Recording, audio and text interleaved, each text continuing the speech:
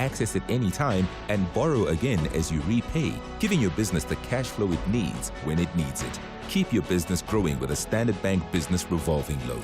Visit standardbank.co.za/business loans to apply. Standard Bank is an authorized FSP and registered credit provider. T's and C's apply. CFI, a global leader in online trading, is now in South Africa. Access 15,000 plus instruments, currencies, stocks, metals, crypto CFDs, indices, futures, and more on world-class platforms. Enjoy zero pip spreads, no commission fees, and 24/7 support for confident trading. Visit cfi.trade for a secure, transparent trading experience. Don't miss the National Pulse with Ashraf Garda, Tuesdays at 16:45, proudly sponsored by CFI. CFI Financial, an authorized financial services provider. T's and C's apply. Winter in Nelson Mandela Bay is for getting out and not staying in. Get outdoors on a green flag hiking trail or go for a game drive at one of 15 private reserves right at our doorstep. Hit the beach or get on board with a whale watching cruise. Explore the historical heart of our city or come vibe with the locals on a township tour. There's so much to discover. Find Nelson Mandela Bay, South Africa on Facebook or visit nmbt.co.za. Nelson Mandela Bay, your winter and our summer destination. The citizens and the believers are in a high-level clash of emotions. Drama meets tension. The fight for 3 points is real. This is the PSL Promotional Playoffs. Catch the thrilling encounter between Cape Town City and Cashrick Stars this Monday, 30 June at 2:30 p.m. Streaming live on SABC Plus and SABC2. Proudly brought to you by SABC Sport. For the love of the game.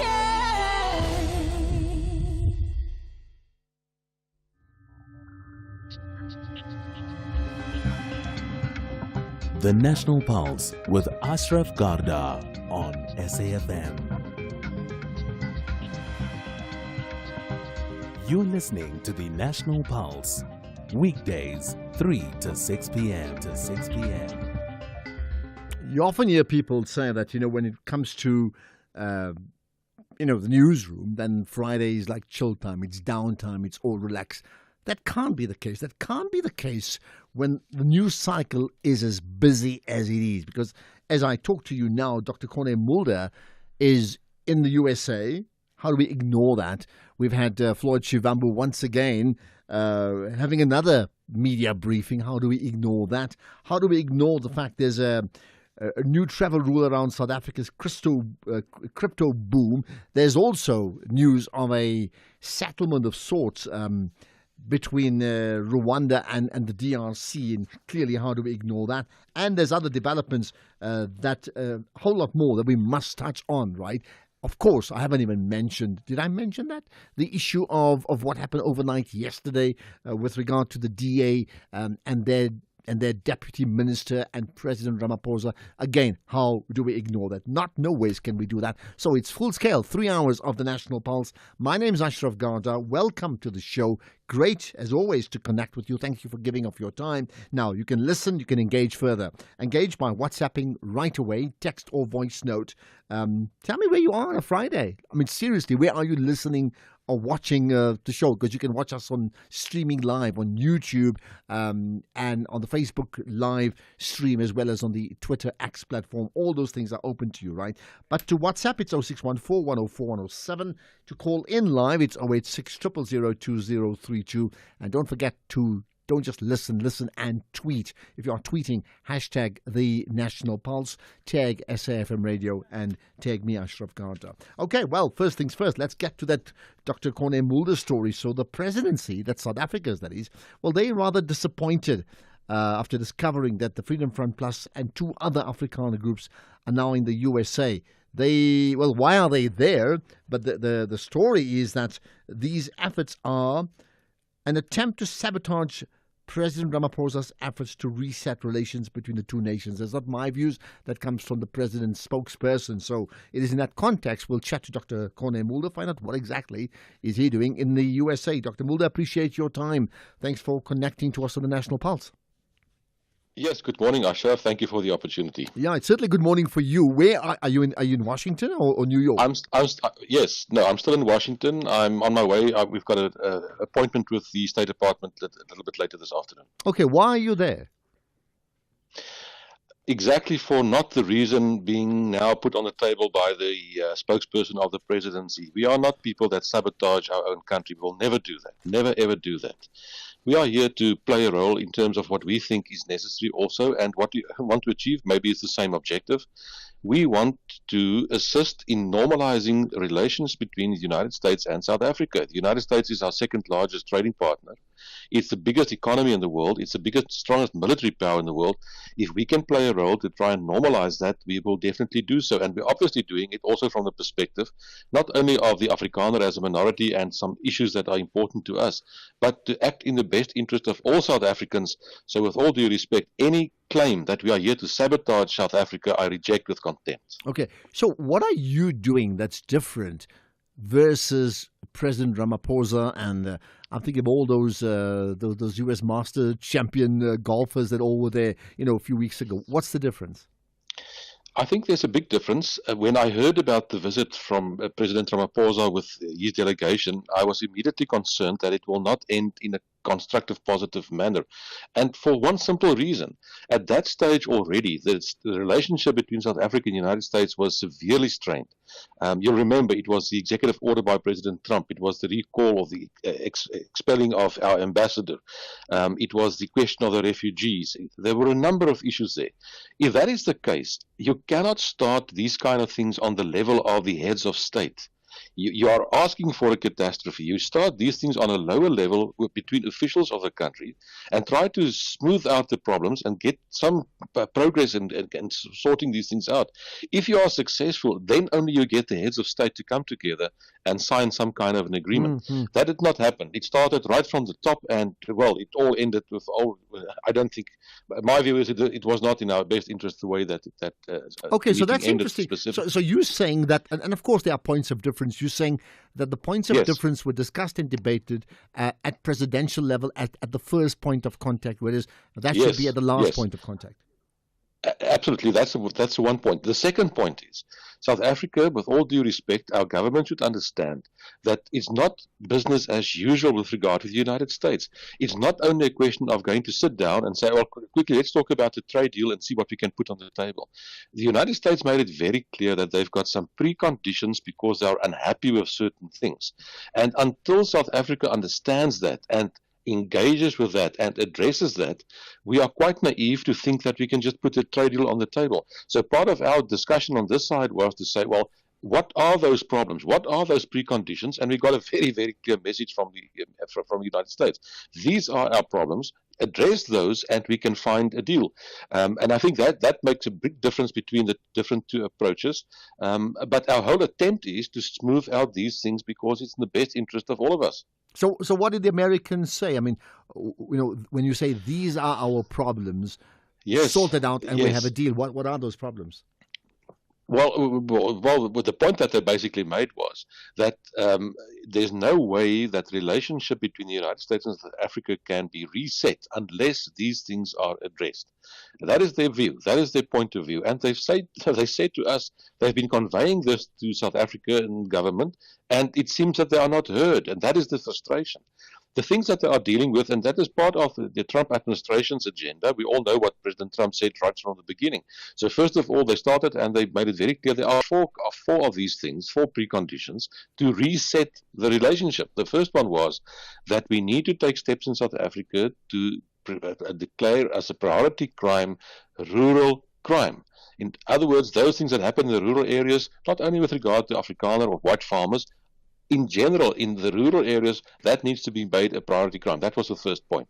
The second one, which they clearly said, was they do not accept, they are insisting that the ANC, and I asked them, is it the government or the ANC? They said, no, the ANC must come out publicly and denounce kill the boer, kill the farmer. It's no good for us to try and sell this to the world to say, but it's a historical slogan, it comes from a struggle, the Constitutional Court said it was okay. We may think so, but the ANC, the American position is that needs to be denounced. And then the other two deals basically with the economic processes, and it's not new. The United States and President Trump has quite clear been on that right from the beginning, that they are not in favor of expropriation without compensation. And they say, well, if you expropriate, it has to be in accordance with fair market value after you've gone through all the legal processes and all the appeals that should be available to anyone in terms of the rule of law. And they feel strongly about that one. And the last one is, we all know that the United States is not happy with the whole concept of black economic empowerment.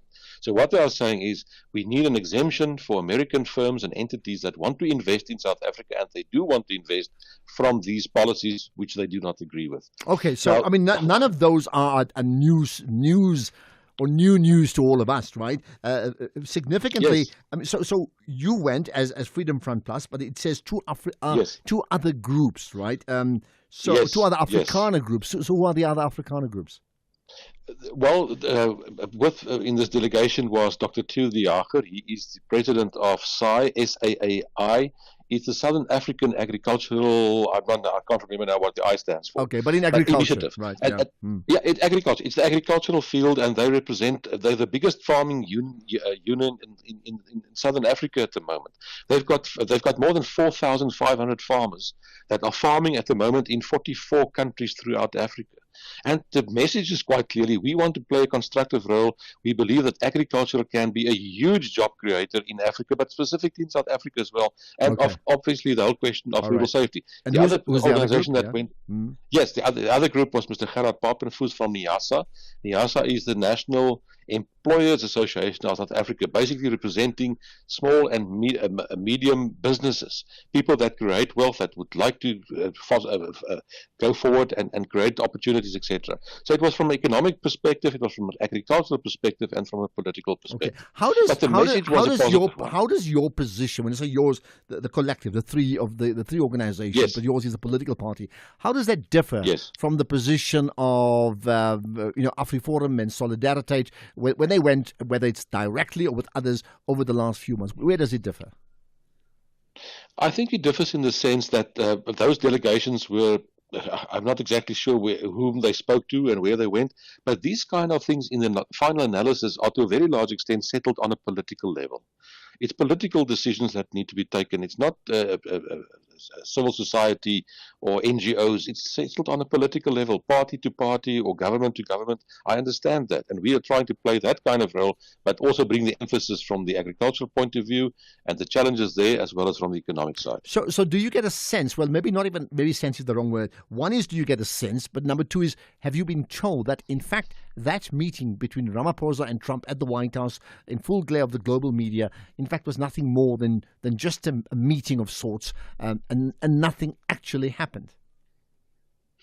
Well, the meeting as such was not discussed, and I must be honest with that regard. But, however, the optimism that was conveyed in South Africa, that after that other meetings took place and that there's a constructive and positive thing, that was conveyed to us in South Africa.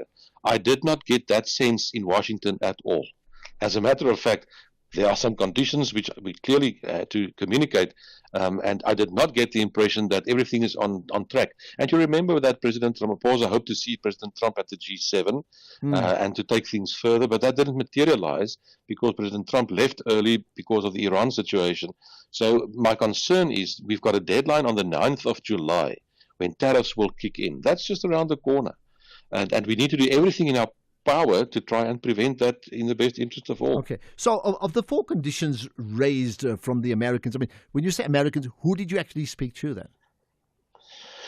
We had meetings in all the, well, let me put it this way. We had meetings in the Senate. We've had meetings with people in the House of Representatives that jointly form the Congress. We are going to see State Department this afternoon. And these specific conditions came out of a meeting in the White House itself with senior officials there. Okay. Which one of the four do you not agree with? Are those four conditions? Yeah. I agree with all four. I really agree with all four. I think they are in the best interest of South Africa. It should be a priority crime to try and get the violence, etc., under control. Let's start there. I don't think there's any reason that South Africa still needs a song called "Kill the Boer, Kill the Farmer." It can't be that difficult to denounce that. And on the economic side, our position has been all along, you can't expropriate without compensation. How can you do that? Okay. And lastly, obviously, I understand that the US says we would like to invest, but we don't want to be under those kind of policies. All right. Now Vincent Magwanya, the spokesperson for the presidency, said it's and I'm quoting, it's an exercise, referring to you and the others, right? It's Yes. an exercise aimed at destabilizing our economy as well as undermining our economic interests with the United States. Right. Your comment? I wish he was with me in these meetings, and then he will understand. And if he's honest, he will know it's exactly the opposite. It's exactly the opposite. Okay. Would you be talking to the president, Ramaphosa, that is? He's very busy at the moment. There's lots of things happening, I know. But I know. But I know are you in the same he's busy, WhatsApp group? but Are you chatting yes. to each other? Well, no. We are on a WhatsApp group where the leaders of the parties. We are on a WhatsApp group where the leaders of the parties in the government of national unity is. But that won't be the appropriate forum. When I get back to South Africa, I will definitely reach out and ask the president. I would like to speak to him, and I will do that. And when you do speak to him, either let us in on that group or tell us about it anyway. We'd love to know what comes out of that. Dr. Corne Mulder, leader of the Freedom Front Plus. Much appreciate your time here, speaking to us from Washington early morning in the USA. There's a bit of a heat wave, I think, in that part of the world. Thanks for connecting here on the National Pulse. We all have an enemy. Not me. Oh, please. Trust me, you do. Some are vocal about it. I mean, they don't shy away from it. Open hatred. Well, at least they're honest about it. Then you get our Satan. Oh, they will hate you in the shadows. Consult the Magoya of Baloi. Maybe an Nkabi for you here and there. Trash your name until it can't even be recycled. Tune into My Secret Enemy and get a front row seat to some of the most spine-chilling stories in the Hall of Betrayal. My Secret Enemy, Mondays at 6 p.m. only on S3. Open up. Got a Standard Bank business account and self-service banking? You could win up to 5,000 Rand cash every day this week in the Standard Bank self-service quiz. SMS Standard Bank self-service to 45787 for a chance to be selected. Answer 2 easy questions about Standard Bank self-service banking to be a winner. Tune in every day this week on the Midday Link-Up to see if it's you. Standard Bank. It can be. Standard Bank is an authorized FSP and registered credit provider. T's and C's apply. This week on FC Meets, former Moroka Swallows and Baroka dribbling wizard Sipho Moeti, affectionately known as Gobe, shares his rise from being worshipped at festive games to his inevitable rise to the Betway Premiership. He shares his story of disappointment, triumph and controversy. FC Meets, football made for community by community. Richard game. Tune into SABC Sport on DTT Channel 4, the Saturday at 6 p.m. Proudly brought to you by SABC Sport. For the love of the game.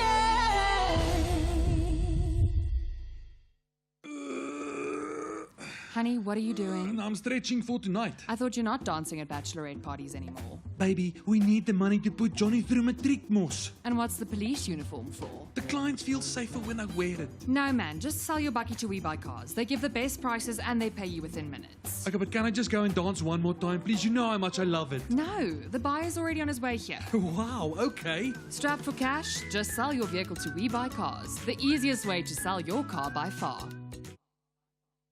It's a massive night of boxing this Friday in Thohoyandou at the Koroni Hotel and Casino.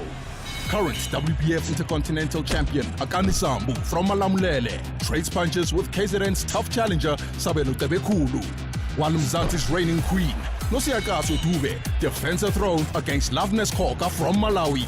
Limpopo's Kumbulani Stone Fist Nechamuchensi clashes with the rebel Musitihwe from Botswana. Plus many more bouts. Who will survive? This is the Survival of the Fittest International Boxing Tournament. Catch the action this Friday, 27 June at 6 p.m.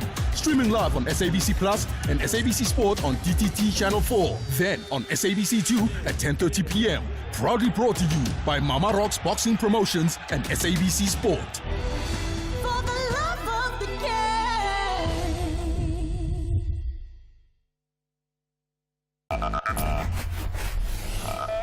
You're listening to the National Pulse.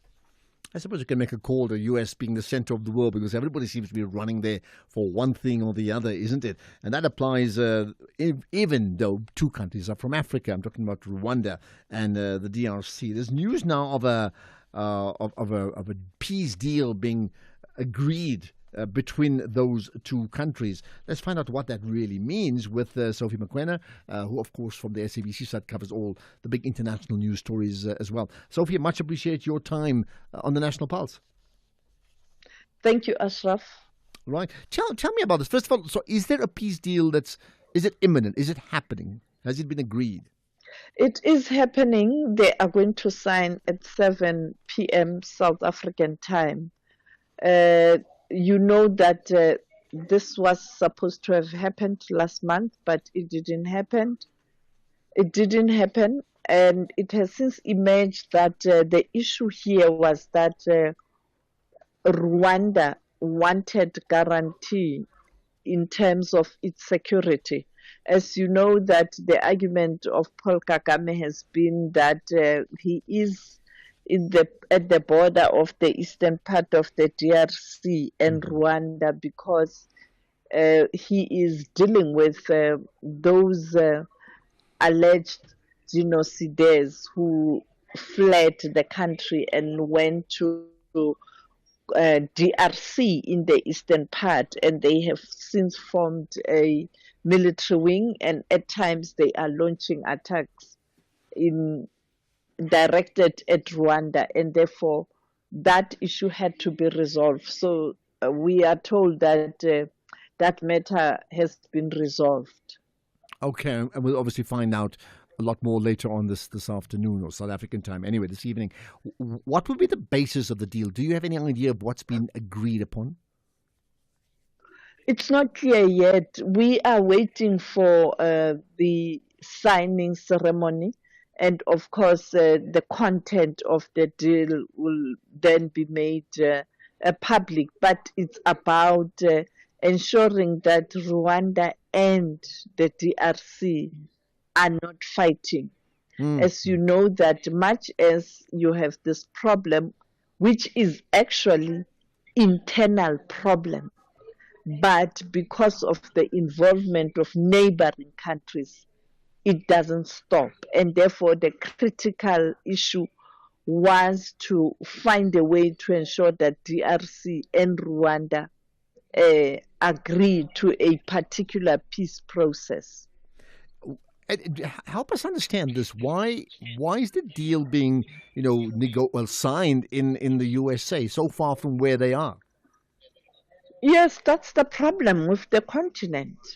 That's the problem with the continent. Okay, maybe America offered you something to agree, but why don't you insist that that must happen on the continent, in a neighboring country like Kenya, perhaps, or Uganda, or any other country, much as the role of the US is quite prominent. Now, flying thousands and thousands of miles to Washington, it doesn't augur well in terms of the image of those countries as they relate to Africa and being Africans, because they've been giving Africa tough time. Many people trying to mediate, but all of a sudden, when it's Americans, they are quick to sign. Isn't that the issue that the Americans? Isn't that the issue that the Americans, for whatever reason, have more leverage than any other African country, including South Africa? But where is your dignity as a particular country in a particular region? Where is your dignity? Anybody can assist. Anybody, any country can assist any country, or in resolving conflict. South Africa can assist the Palestinians and Israel. Mm-hmm. But how about being in the region?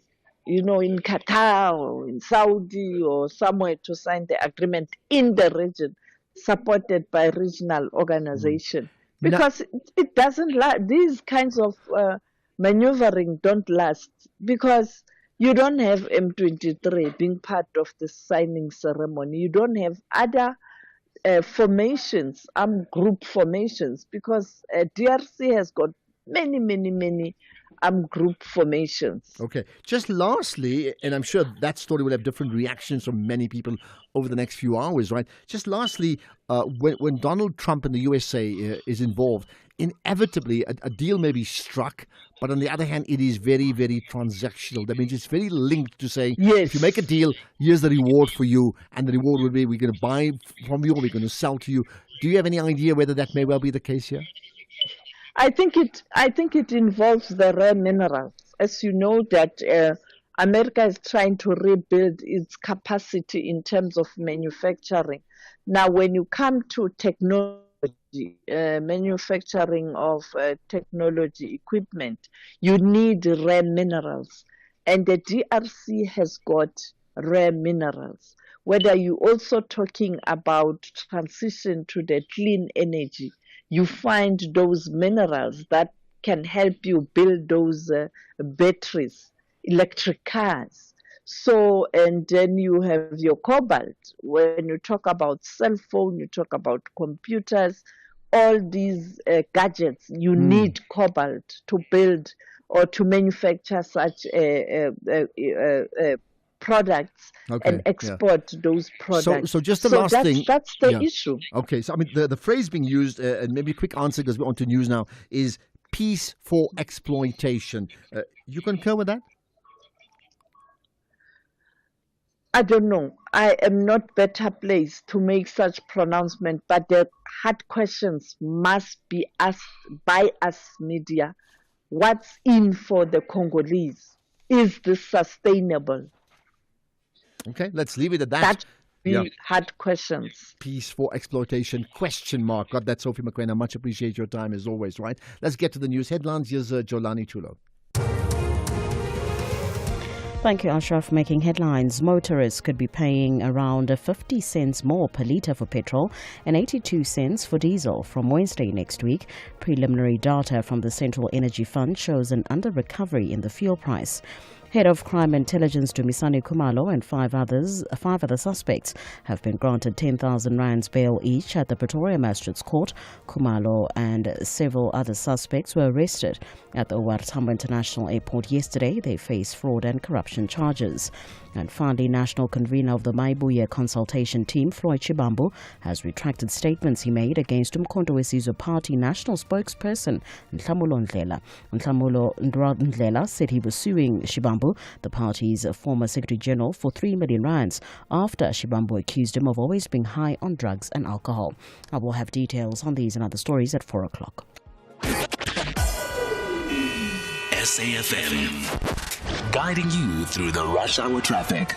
Good afternoon. Starting off in Gauteng on the N14 eastbound, queuing traffic reported towards the R114 Diepsloot exit, and on the N1 northbound in Pretoria, queuing traffic towards Garsfontein Road. In KZN, the N3 is slow moving at Marion Hill Plaza, and the N2 southbound has a crash reported before the M41 Gateway exit. In Cape Town, the M5 southbound queuing towards Racecourse Road exit, and the N2 Nelson Mandela Boulevard outbound queuing towards Hospital Bend. With your traffic update, I'm Irma G. Stay tuned to SAFM coming up. This is SAFM Sports with Tumi Nkgapele. And all I know is there's a huge attention being put on the Springboks against the Barbarians. Let's hear it from our very own Minister of Sport. Well, a very afternoon to you, Ashraf, and our listeners. Jesse Creel will lead the Springboks against the Barbarians in the Qatar Airways Cup at the DHL Stadium tomorrow. This is after the withdrawal of Siya Kolisi due to a nickel injury. Marco van Staden has been drafted straight into the starting lineup as a replacement for Kolisi and will partner with Vincent Chituka and Jean-Luc Dupria in the loose trio. Meanwhile, Springbok coach Rassie Erasmus Dismas says that Kolisi remains his first choice captain, but he's on the lookout for young leaders to take the team forward. The 34-year-old has captained South Africa through one of the most successful eras, winning the 2019-2023 World Cups, secured a British and Irish Lions series and the 2024 Rugby Championship. In tennis, Carlos Alcaraz will begin his bid for a third consecutive Wimbledon championship against Fabio Fognini in the first round at Centre Court when the tournament begins on Monday. Seven-time champion Novak Djokovic, who is bidding for a standalone record 25th major singles title, is facing France's world number 40 Alexandra Müller, while on the women's side of things, top seed Aryna Sabalenka will open her campaign versus Canadian qualifier Carson Branston, and Coco Gauff's first round is against Ukraine's Diana Yastremska, with Emma Raducanu to begin her campaign with a battle of Britain against Welsh teenager Mimi Shu. Then in football, Mamelodi Sundowns coach Miguel Cardoso says that there will be a strong team in the domestic league after the experience at the Club World Cup. The Portuguese mentor highlighted the impact the Betway Premiership champions had at the tournament, being admired by fans and pundits alike for their display against Ulsan, Borussia Dortmund and Fluminense in Group F of the global competition in the USA. People from international football throughout the world, from Brazil, from Spain, from France, from England, and it means that Sundowns played in the highest level. So we are not happy. We are not happy. Of course, we are not happy. We had a clear objective for this match, but I'm very proud about the level of game, the capacity that players showed. And we have to get out of the competition and go back to our country with the head up, because we are much more strong today than we were when we came here. Much more strong. Elsewhere, new Brazil coach Carlo Ancelotti considers Neymar a very important player and has urged the injury-prone star to prepare well for the 2026 World Cup. Neymar extended his contract with Brazilian side Santos at the end of the year, this week. Neymar's career has been dogged by injury and has only played 12 matches in 5 months for Santos, scoring 3 goals. But he's Brazil's top scorer with 79 goals, and he was missing from Ancelotti's first squad at the end of May. In cricket, Proteas coach Shukri Conrad is expecting a tough challenge against Zimbabwe in the first of the 2 test matches in Bulawayo from tomorrow. The two nations face each other in an unofficial match in London just before the World Test Championship, but it unfortunately rained out with hardly one full day played. Now, Conrad says that it's natural that any team facing the world champions will raise their game significantly and expects nothing different from their neighbours. Yeah, in terms of the prep and that, it's gone really well. I think the West Indies, Zimbabwe will present a really good challenge. They battle hardened. They played a lot of Test cricket this year, and they're a proud cricketing nation. You know, they play well in Zimbabwe, and I think every team we play against will be champing at the bit to have a go at the world champions. You know, so we're expecting a massive challenge, but from our side, hell of exciting, fresh blood, the excitement in the group. Guys obviously want to build on what we did a couple of weeks ago. And looking forward to that challenge. Finally, in motorsport, Inform George Russell dismissed talk of a special spiky rivalry with 4-time champion Max Verstappen as fictional as he began preparations for this weekend's Austrian Grand Prix. The 27-year-old, who won last year's race and the Canadian Grand Prix 2 weeks ago, arrived at the Red Bull Ring insisting that he is only concerned with his own performance. I'll have more in the next hour. So, you know, that last part I think is important. And, you know, we've spoken about Sundowns before, but the last part is important, that there will be big takeouts. I mean, the Sundowns team that won the league is wiser now than they were a month ago. Absolutely. And that can only help them widen the gap. And this is going to break other hearts between them and the other teams in the PSL. Absolutely. I was talking to one of the journalists that actually went down to USA with the team, and he was saying Ronan Williams, actually after them crashing out of the tournament, was saying that the difference between where they're playing or the FIFA Club World Cup and the Betway Premiership is that there, the moment you make an error, you're punished for it. While in the Betway Premiership, it's a different story. So he's saying that basically they've learned that they need to be aware of the errors that they make and fix that moving forward, which is a learning Makes point. I mean, the higher the level, Yeah. the lower the margins for error and the bigger the punishment, and as they've obviously discovered. Yeah. Mm. Because they'll always wonder when they come back home now, it's like one win, one draw, or rather one win, one loss, one draw. It's like, eish. Because of that point, isn't it? That Yeah. margin of error. But they usually say you learn more when you fail rather than when you succeed. Well, that could be disappointing news for the rest of the PSL, but anyway. Call us on 086 000 2032. What if you open up more? Open up to learning and experiencing more of Mzansi and abroad? What if you open up culture and explore the extraordinary from music to drama and the latest fashion? What if you open up your wild side, discover a world of skyscraping cities and brown sugar beaches? What if you open up your kitchen and immerse yourself in cuisines from all corners of the world? What if you open up your voice with all eyes on you without being seen? What if you open up your morning to lekker conversations and world-class entertainment? What if you open up more?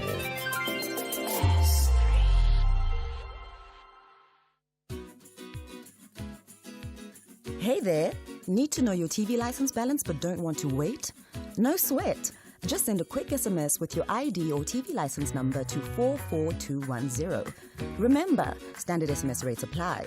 And presto, your balance pops right up anytime, anywhere. It's as easy as pie. So why procrastinate? Give it a try and get your info in a flash. T's and C's apply. If you think you cannot afford a lawyer, think again. Clientele Legal has made professional legal services affordable for you. Whether it's a civil, criminal, or labor-related matter, we have a nationwide panel of attorneys standing by to assist you. SMS SAFM to 32195. That's SAFM to 32195 and we'll call you back. Clientele General is a licensed non-life insurer and an authorized FSP. Standard rates and terms and conditions apply. They all believe they will be crowned champions, but gold medallions are reserved for the best of them all. It is the incredible clash of the 12 African women's national teams. Catch all the 24 matches of the Cap Total Energies Women's Africa Cup of Nations Morocco 2024 from 5 to 26 July 2025 on SABC Plus, S3, SABC Sport on DTT Channel 4 and SABC radio stations. Where Africa competes, South Africa connects. Proudly brought to you by SABC Sport. For the love of the game. Ashraf Garda on SAFM. So there's news that the president of South Africa, who did not give any reasons for removing Andrew Whitfield as a deputy minister yesterday, has now provided some more detail, and I'll read some of that out pretty shortly, so just listen out for that. In the meantime, let's talk about something that also you need to consider, and interesting, the operative word is travel, because everything is about travel. So there's the travel rule now regarding South Africa's cryptocurrency or cryptocurrency boom. Let's find out more about it with my guest, Tom Schoon, who's the head of strategic partnerships of Africa for SEMSUB. Tom, appreciate your time. Thanks for connecting on the National Pulse. Hey, Ashraf. Yeah, good to be on your show. Thank you. Let's start with this. When we talk about a crypto boom, right? And again, we've had conversations on air about this recently, and for everyone that loves it, every other person will say this is just nonsense. But that's not what I'm asking you. The question is, how big is this boom? I mean, just how big is the cryptocurrency industry in South Africa and globally? Well, it's pretty massive, Ashraf. We're going on about 6 million South Africans are now trading crypto or buying crypto. The industry is worth about 7 billion rand in 2025. So it's growing very, very quickly. Crypto adoption is here. And why do you think it is growing so quickly? What has it done in terms of effectively solving problems that others couldn't do before? Other asset class investments couldn't do before? Well, look, crypto trading is fairly simple. Obviously, virtual assets are something very, very different and basically have been unregulated up until now. So the idea of being able to buy some kind of asset that's unregulated and therefore can make you quite a bit of money in the short term is appealing. Okay, so it's in that context that what we're talking about is important now. There's a big event coming up next week, I understand. But linked to that is what I now understand is the introduction of a crypto travel rule. Goodness, what is that? Yeah, so it's got nothing to do with actually human travel. But essentially what it is transaction monitoring for cryptocurrency. So in normal financial services, you have to monitor transactions between one person and another, or one wallet and another. And the same applies in crypto. We simply just call it travel rule because the actual cryptocurrency is traveling from one wallet to another, from one exchange to another. Okay. And so the travel rule actually, it specifies transaction monitoring for a crypto transaction. Okay, tracking from place A to B to C to D, fine. What then is Correct, this rule now? I mean, so I gather we didn't have that rule before. What's changed? So look, I mean, the travel rule is here.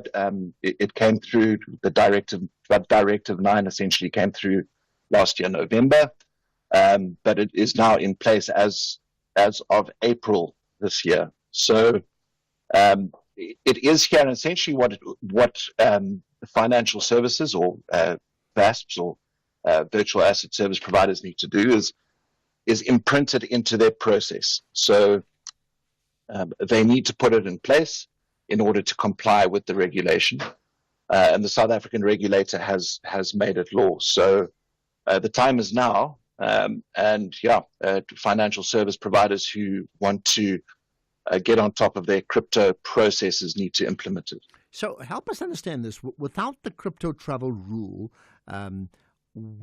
when someone was dealing in cryptocurrency, what happened then, and how does that change now? Well, nothing really changes. Essentially, what the crypto exchanges will need to do is put it into their flow. So, in other words, it's an automated process that they can use to put into their flow. So no real change, except for the fact that the software essentially will be doing checks on the sender and the receiver.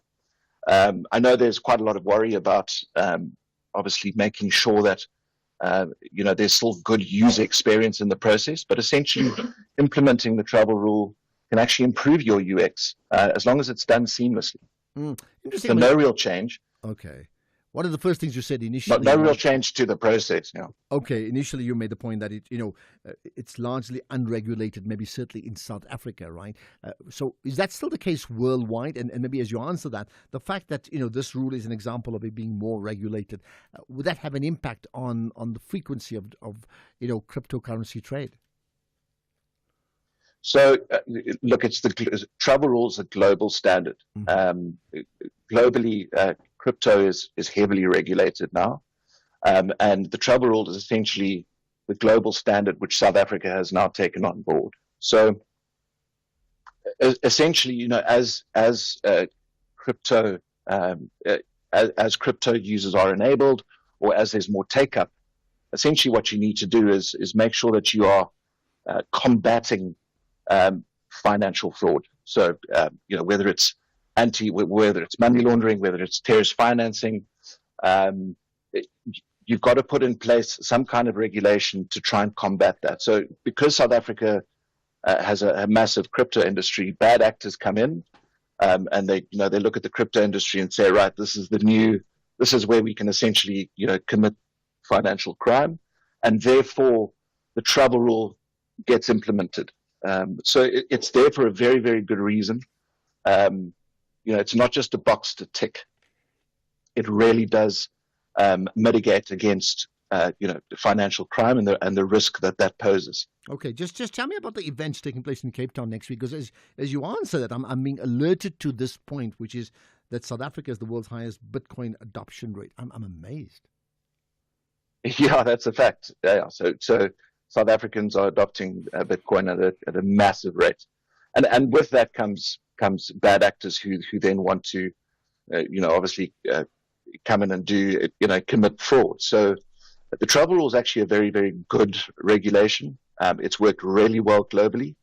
and it seems to be, it's being well adopted in South Africa.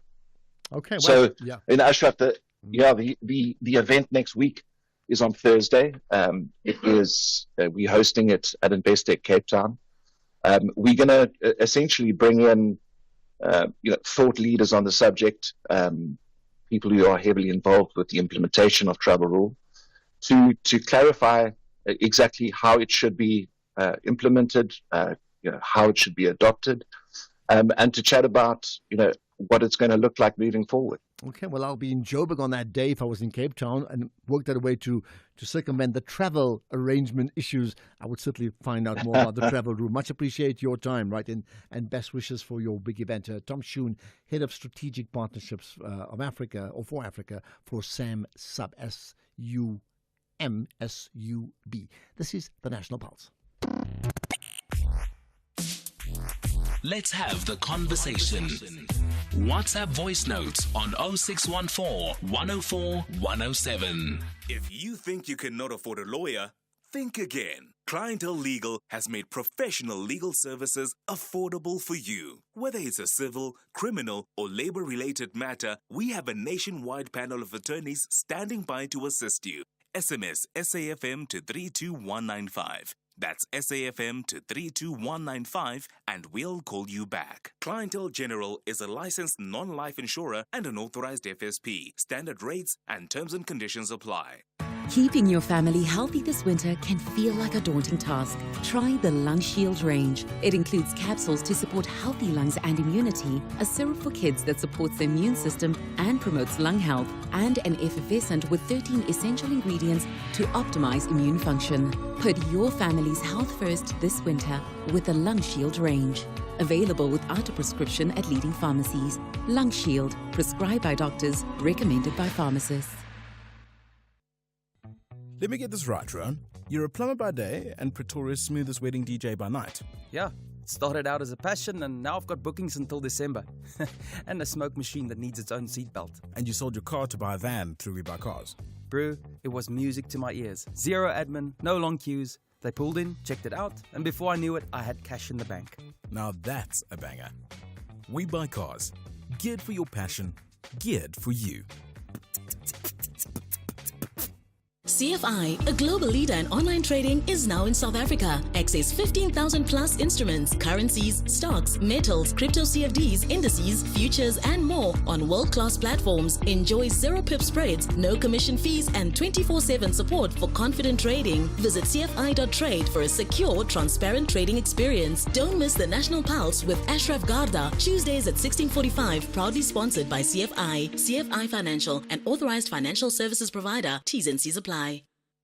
This week on FC Meets, former Moroka Swallows and Baroka dribbling wizard Sipho Moeti, affectionately known as Gobe, shares his rise from being worshipped at festive games to his inevitable rise to the Betway Premiership. He shares his story of disappointment, triumph and controversy. FC Meets, football made for community by community. Richard game. Tune into SABC Sports on DTT Channel 4, the Saturday at 6 p.m. Proudly brought to you by SABC Sport. For the love of the game.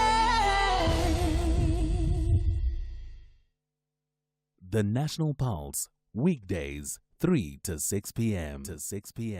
So if I asked you what moves the National Pulse, it's got to be, well, clearly the conversation I had today with Dr. Corné Mulder, and I'm sure you have thoughts on that. The conversation I had with Sophie Mokoena, and I'm sure you have opinions about that, and this impending peace deal between the DRC and Rwanda. And then, of course, the ongoing issues are on the future of Floyd Shivambu, and certainly from yesterday, the now ex-Deputy Minister for Trade and Industry, Andrew Whitfield. Now, we're going to play some part of the conversation he had with Tula Sizwe this morning. We're going to play just after the news, okay? Listen out for that. And we'll get analysis on that too. But in the meantime, as part of that developing story, and I'm going to get to your calls in a moment, but I need to read this. The presidency has issued a statement on that. Remember, up to now, they just said he's been moved. They didn't give any reasons. Okay, now reasons have been forthcoming. So it's dated today, of course. On the 25th of Jan, 2025, I remove Mr. Andrew Whitfield from the position of Deputy Minister of Trade and Industry and Competition. It is not common practice for the President of the Republic of South Africa to provide reasons either for the appointment or dismissal of members of the executive. However, due to several unfortunate statements and outright distortions by a number of people, especially Mr. John Steenhuisen and Mr. Whitfield himself, it is necessary for me to make a public statement on the circumstances surrounding Mr. Whitfield's removal. The President then continues saying, Mr. Whitfield was removed as a deputy minister because he undertook an international visit without the permission of the President. His travel to the United States was a clear violation of the rules and established practices governing the conduct of members of the executive. This requirement is known to all ministers and deputy ministers. These rules and established practices were expressly communicated to all members of the executive during the induction sessions at the commencement of the 7th administration.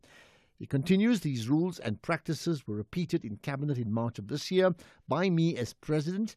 All international travel by members of the executive must always be undertaken with the express permission of the President.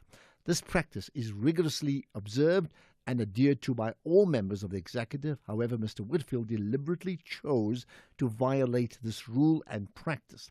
Prior to the removal of Mr. Whitfield, I informed Minister John Steenhuisen, as the leader of the Democratic Alliance, that I had decided to remove Mr. Whitfield from his position as Deputy Minister and that I expect him to present to me for approval a replacement for Mr. Whitfield from his party, as the DA is entitled to a Deputy Minister as agreed.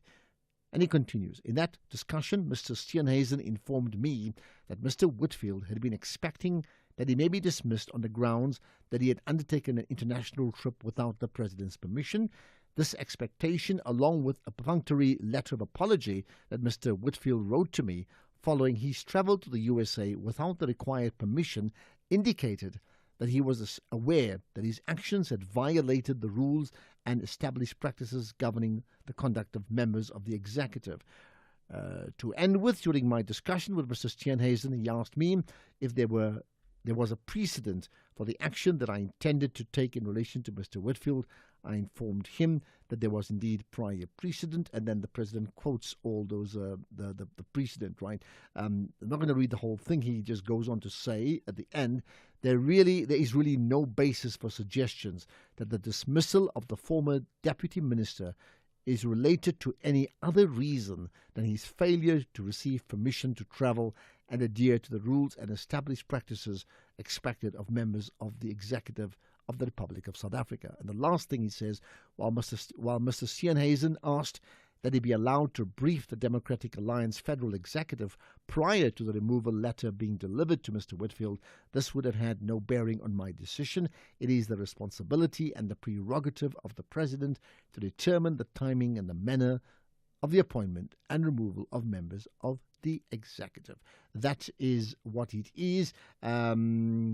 He did also say, I'm amazed at Mr. Steenhuisen's intemperate reaction to the removal of Mr. Whitfield. He knows very well that the blatant disregard of the rules and practices that govern the international travel of members of the executive is a serious violation that should not be permitted. Right, I'm not going to read it all because I need to hear from you, and I'm sure you have views on many of the things that we've already discussed, but we'll get reaction on that just now. Yanga in Cape Town, go for it.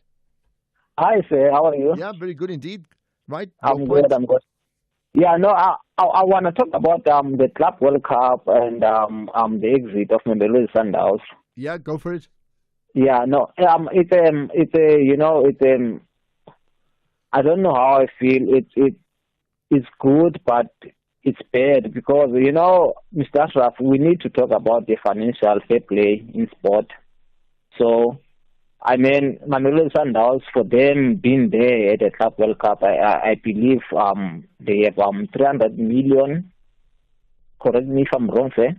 Well, I believe it was something like $70 million or something like that. But yeah, we can double check to me your point. So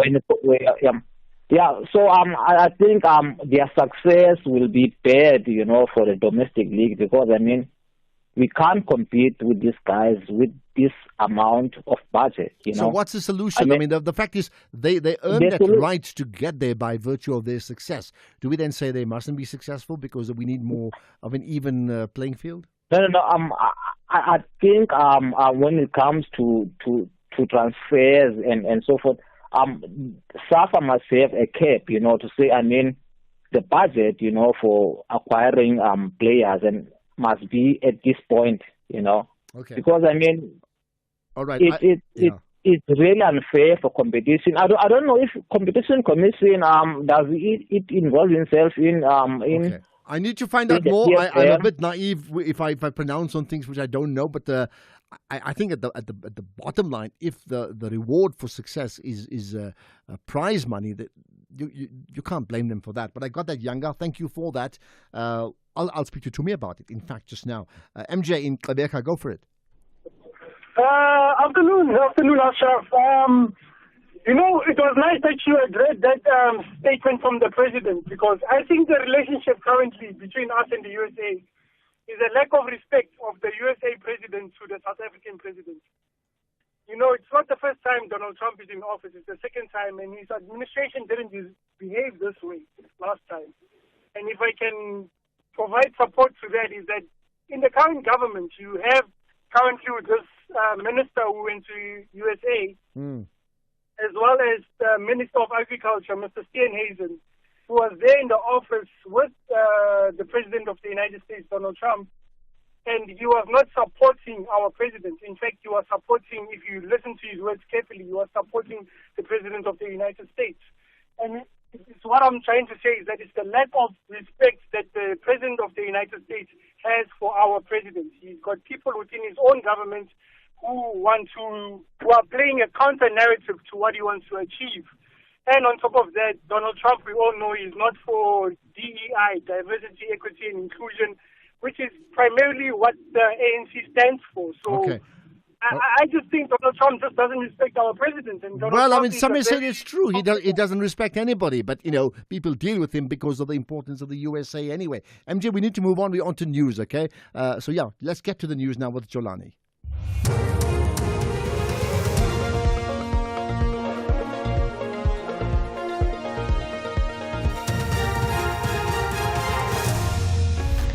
Thank you, Ashraf. Top stories. The Sawa motorists to pay more for fuel from next week, and Head of Crime Intelligence Dumisani Khumalo and 5 others granted bail. Good afternoon.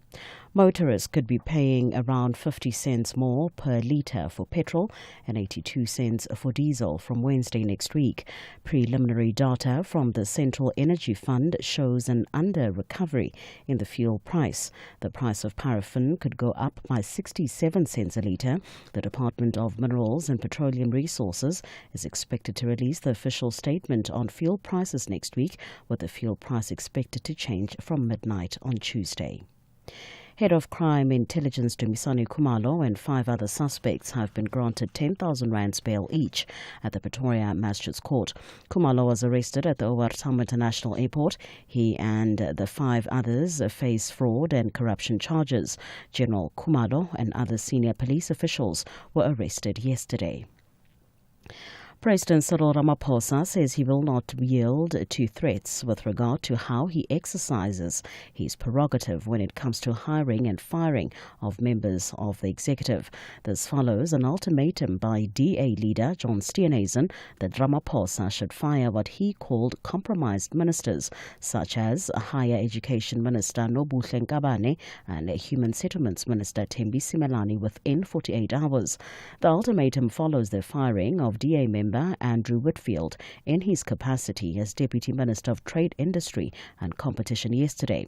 The President says he fired Whitfield because he did not have permission to embark on a trip to the US. Presidency spokesperson Vincent Magwenya. It must be made clear that the President shall not yield to threats and ultimatums, especially coming from members of the executive, that he has the prerogative to appoint in accordance with the Constitution of the Republic of South Africa.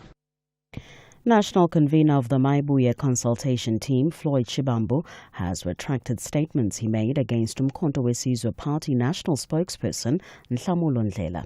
Ndlela said he was suing Shibambu, the party's former Secretary General, for 3 million rands after Shibambu accused him of always being high on drugs and alcohol. In the same TV interview, Shibambu labelled Ndlela an imbecile and one of the foolish leaders of the Umkhonto weSizwe Party. Shibambu was speaking at a media briefing in Midrand, in the north of Johannesburg, where he gave a progress report on the Maibuye consultation progress. Part of the guidance which I agreed with is that I must unconditionally retract the statements about drug use and alcohol abuse of Nhlamulo Ndlela. Unconditionally. But we take this opportunity to encourage all the people of South Africa to stay away from drugs and to stay away from alcohol, particularly if they are members of parliament and members of leadership of different political parties. Drugs will never build you with anything, will make you to make a lot of mistakes, but we really unconditionally retract those statements that were made there. The government of Botswana and business mogul Bridget Motsepe have reached a court settlement over allegations against her in what is now known as the Butterfly case. This case affected Motsepe's business activities. Didaba Tsotesi has the story. The settlement agreement is expected to be formalized by a consent order in the High Court of Botswana. This will likely include an apology to Bridget Motsepe, dismissal of allegations that were made that she had received the money from Botswana in a clandestine way and that she was involved in fraud and corruption. Motsepe's legal team will continue with a defamation case in South Africa against some South Africans who were involved in this case. Dita Batsotezi, SABC News. Recapping the top story, the Sawa motorists could be paying around 50 cents more for a litre of petrol and 82 cents for diesel from Wednesday next week. For SAFM News, I'm Cholani Tulongwebe. And come up in your sports, the Sawa grilled to lead box as Kolisi withdraws due to injury. Kaizer Chiefs rope in top CAF official to bolster administration, and Conrad expecting Zimbabwe to make a match in its first test. More details at 4:30. SAFM, guiding you through the rush hour traffic. Good afternoon. Starting off in Gauteng, the N1 southbound in four ways, queuing towards Winnie Mandela Drive, the R21 northbound in Kempton Park, queuing towards the R23 Benoni exit, the N1 northbound in Midrand is slow moving towards Samrand Road, and the M1 northbound has a crash reported before Woodmead Drive. In KZN, the N3 westbound is stationary truck at Key Ridge, the M7 is slow moving at the N2 highway, and the N3 slow moving at Marion Hill Plaza. In Cape Town, the M3 southbound slow moving towards Rhodes Drive, Viking Way eastbound is slow moving towards the N7, Jakes Hartwell Drive, and Van Riebeeck Road southbound in Kells River, slow moving towards Stellenbosch Arterial Road. With your traffic update, I'm Irma G. SAFM 104 to 107 nationwide, leading the conversation. Are you looking for the best savings on spectacles? At Specsavers, enjoy 1,500 Rand off when you get tested at South Africa's trusted and most established optical group. Get 1,500 Rand off all frames in store, or use your 1,500 Rand off on our leading lens enhancements, such as drive light lenses that reduce artificial glare whilst driving. Book online or call your nearest store today. Affordable eye care, Specsavers. T's and C's apply. What counts in life is not the mere fact that we have lived. It is what difference we have made in the lives of others. These words by Nelson Mandela inspire us at Habitat for Humanity. With the help of various partners, including volunteers, corporates, communities, and government, we have built homes with more than 650 vulnerable families in South Africa, giving them hope and new beginnings. You too can make a difference. Partner today with habitat.org.za and join us in building a South Africa where everybody has an adequate place place to live in. Together, we can change lives. This is an SABC-supported initiative. The National Arts Festival is back. South Africa's biggest celebration of the arts is on. From the 26th of June to the 6th of July, Makhanda becomes the stage for South Africa's boldest theatre, dance, music, arts, comedy, and more. Experience the creative energy, markets, exhibitions, and many surprises. It's where the country comes to create and the world takes notice. Browse the program and book now at nationalartsfestival.co.za. Own it, celebrate it, be there. This Youth Month, SAFM celebrates the spirit, power, and potential of young South Africans.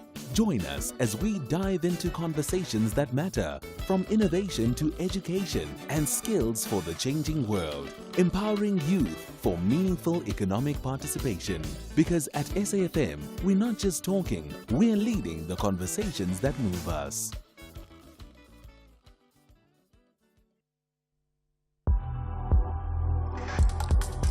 The National Pulse with Ashraf Garda on SAFM. You're listening to the National Pulse, weekdays 3 to 6 p.m. Right, the pace of change certainly get the pulses racing, doesn't it? And that's why this is the National Pulse. I've asked you what moves the National Pulse today. What are you going to talk about? Floyd Shivambu, President Ramaphosa, Andrew Whitfield? Which one are you going to go for? So, you know, I read we're going to play a recording from Andrew Whitfield's conversation with Tula Sizwe Simelane this morning. We'll play that in a moment. But the story has developed. I can tell you now that, you know, I read out the tweet, or the statement rather, from President Ramaphosa explaining why he axed Andrew Whitfield, right? So there's been response from Helen Ziller. She first said the DA is to host a media briefing at the expiry of 48-hour ultimatum to Ramaphosa tomorrow, the 28th of June. So that's going to happen right at 3 o'clock in the afternoon. That's the first thing. Then responding to the statement, she said, this statement by the president is disingenuous. It pretends that Andrew's dismissal was because he did not ask the president for permission to travel abroad, yet he did ask for permission and followed up several times. To date, no response. And then she said, Andrew was fired because he was effectively challenging corruption and job-killing policies associated with the Department of Trade, Industry and Cooperation. Okay, let's now rewind to this morning. Andrew Whitfield, the former Deputy Minister of Trade and Industry, he chatted to Tula Sizwe Simelane, and this is what he said. Well, I can only speculate. I mean, you know, I think there's been a lot of speculation in the absence of a clear and stated reason from the presidency. I received a letter on Wednesday, and that letter didn't provide any explanation, but thanked me for my service and reiterated the president's legal prerogative to appoint and obviously disappoint in this case. But, you know, one of the reasons may very well be that I traveled to the United States earlier this year. I did request permission from the president. After 10 days, I had not received a response, and I undertook to go, obviously at risk, but I undertook to go because my party had asked me to go. And I think this is an interesting new dynamic for the government, because it's a coalition, and it's not just one party that is operating. I account to obviously the president in one respect, but also to my party in another. And I felt that 10 days was a more than reasonable period of time to wait for a response, which never came and still has never arrived. So are you saying that in the letter that the president sent to you dismissing you from the national executive, nowhere does he cite a reason, only reiterates the authority and power of decision-making that he has? That is correct. In terms of that trip to the United States, it was on DA business. Do you now regret having undertaken it without the express approval of the president? Well, I mean, you know, I think that I was aware of the risk at the time and, you know, obviously conflicted between reporting to two masters, one being the president and the other being, you know, the DA. And looking back, I've acknowledged in writing to the president, in fact, to Lesizwe, I've written to the president to acknowledge the position that I placed him in, and I even apologized, which is, I'm not sure, how many people would go about doing it that way. But anyway, I did do that. I never received a response to that. And over the last 4 months, I think this is important, it's been 4 months since that trip. And at no stage during that trip was I asked to provide reasons, a report. Was I summoned to a meeting, disciplined, asked to make a public apology, had my salary docked, whatever other means. In the context of the GNU and the stability of the Republic, I would have thought that there would have been other ways to deal with this. But, that's not the case. The president waited 4 months and has now made this decision, which I believe is disproportionate, and I think it could have been resolved. This non-response that you say has come through from the president. The president has been the treatment of initially your request to undertake the trip and subsequently your letter explaining and apologizing to him. Does it point to an undercurrent that perhaps has been at play for quite some time? Were there any tensions between you and the president that perhaps, were building up over the duration of your service within the National Executive? Well, I mean, our paths never really crossed. I mean, I worked diligently within the department together with the Minister of Trade and Industry and Competition, where I did a lot of work in, asking tough questions maybe in certain respects. But I think that, the President has made a decision. The President must explain that decision in my view. Yeah. I think I did acknowledge, and I have said that on this interview, I did acknowledge that this was an obviously, looking back, a situation that I put the president in, which is regrettable. But to not respond to an apology or to even try to mediate or resolve this matter. The president should also, and I think that the entire new environment in which we operate in, we need to take into consideration. A president has a legal prerogative. I'm not disputing that. He can appoint and he can fire whoever he wants. But he didn't appoint whoever he wants. He appointed members to the executive after asking political parties to nominate people. And therefore, the president, in doing so, acknowledged that there is, as much as he has a legal prerogative, he has a political imperative to consult and engage. And I think that principle, it would be rational to presume that principle would apply both in the appointment and the disappointment phase in this environment. Instead, now he leans purely on the legal reasoning, ignoring the political imperative and the consequences which we're now seeing play out. Lastly, Andrew, what will you say if someone says the president had no choice but to act in this way against you? We have the president, of course, of former President Thabo Mbeki dismissing Nozizwe Madlala Routledge from the cabinet as a result of a trip that she had undertaken to Spain. That it comes down to an issue of discipline and cohesion. If you're a leader, you want the people that you are leading to, show respect for your leadership and to maintain that cohesion and discipline. Had you gotten away with this, someone else could, all bets were off, to use an expression that the DA is using right now. All bets were off what the next minister and the next minister was going to do. Well, that's true.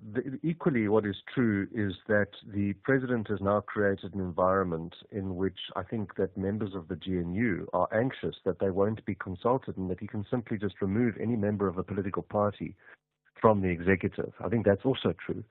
I do believe that there were a number of incidents where members of the executive may have requested permission and not received approval, or in fact didn't even ask for permission and traveled.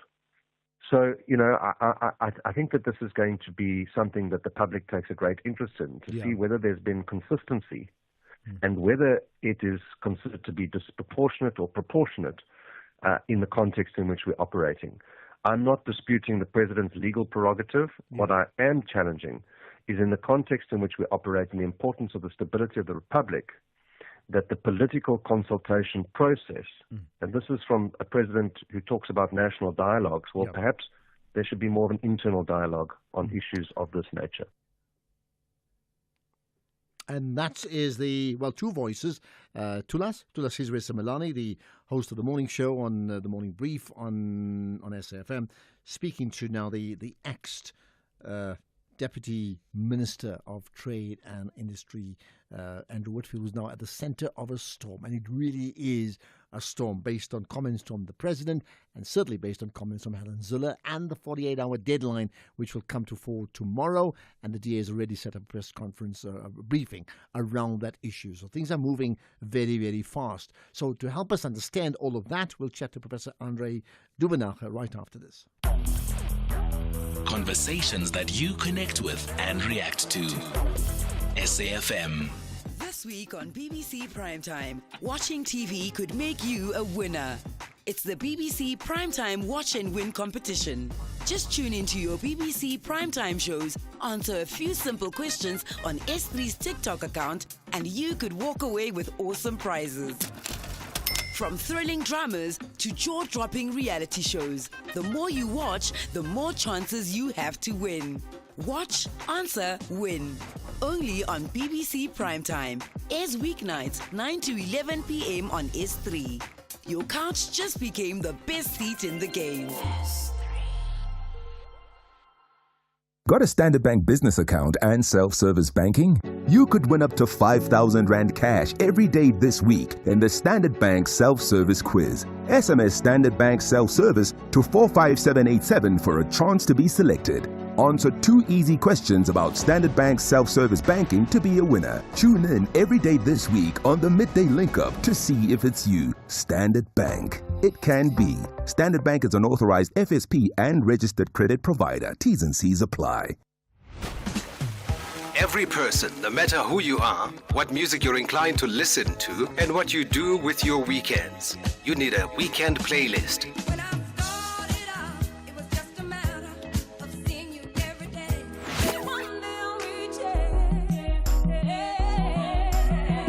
It's that musical mix of music that accompanies the lazy weekends, whether catching up with friends and family or just taking some time to reflect.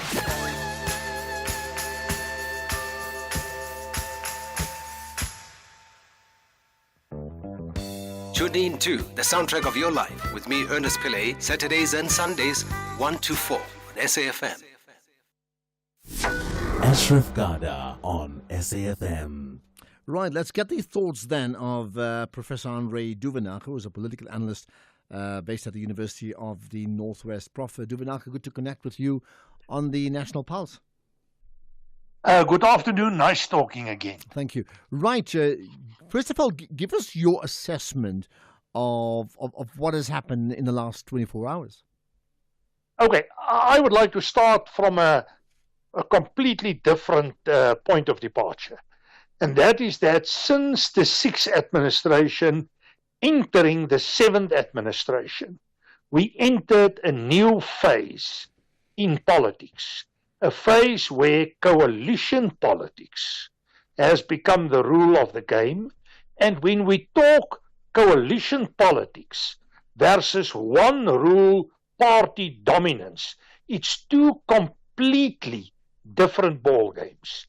And my take on it is that we are struggling with coming to the level of democracy in terms of coalition politics. Okay, I because you certainly need hear that. to have some consensus. All right, and I the hear problem that. is Yeah. there was no consensus. Yeah.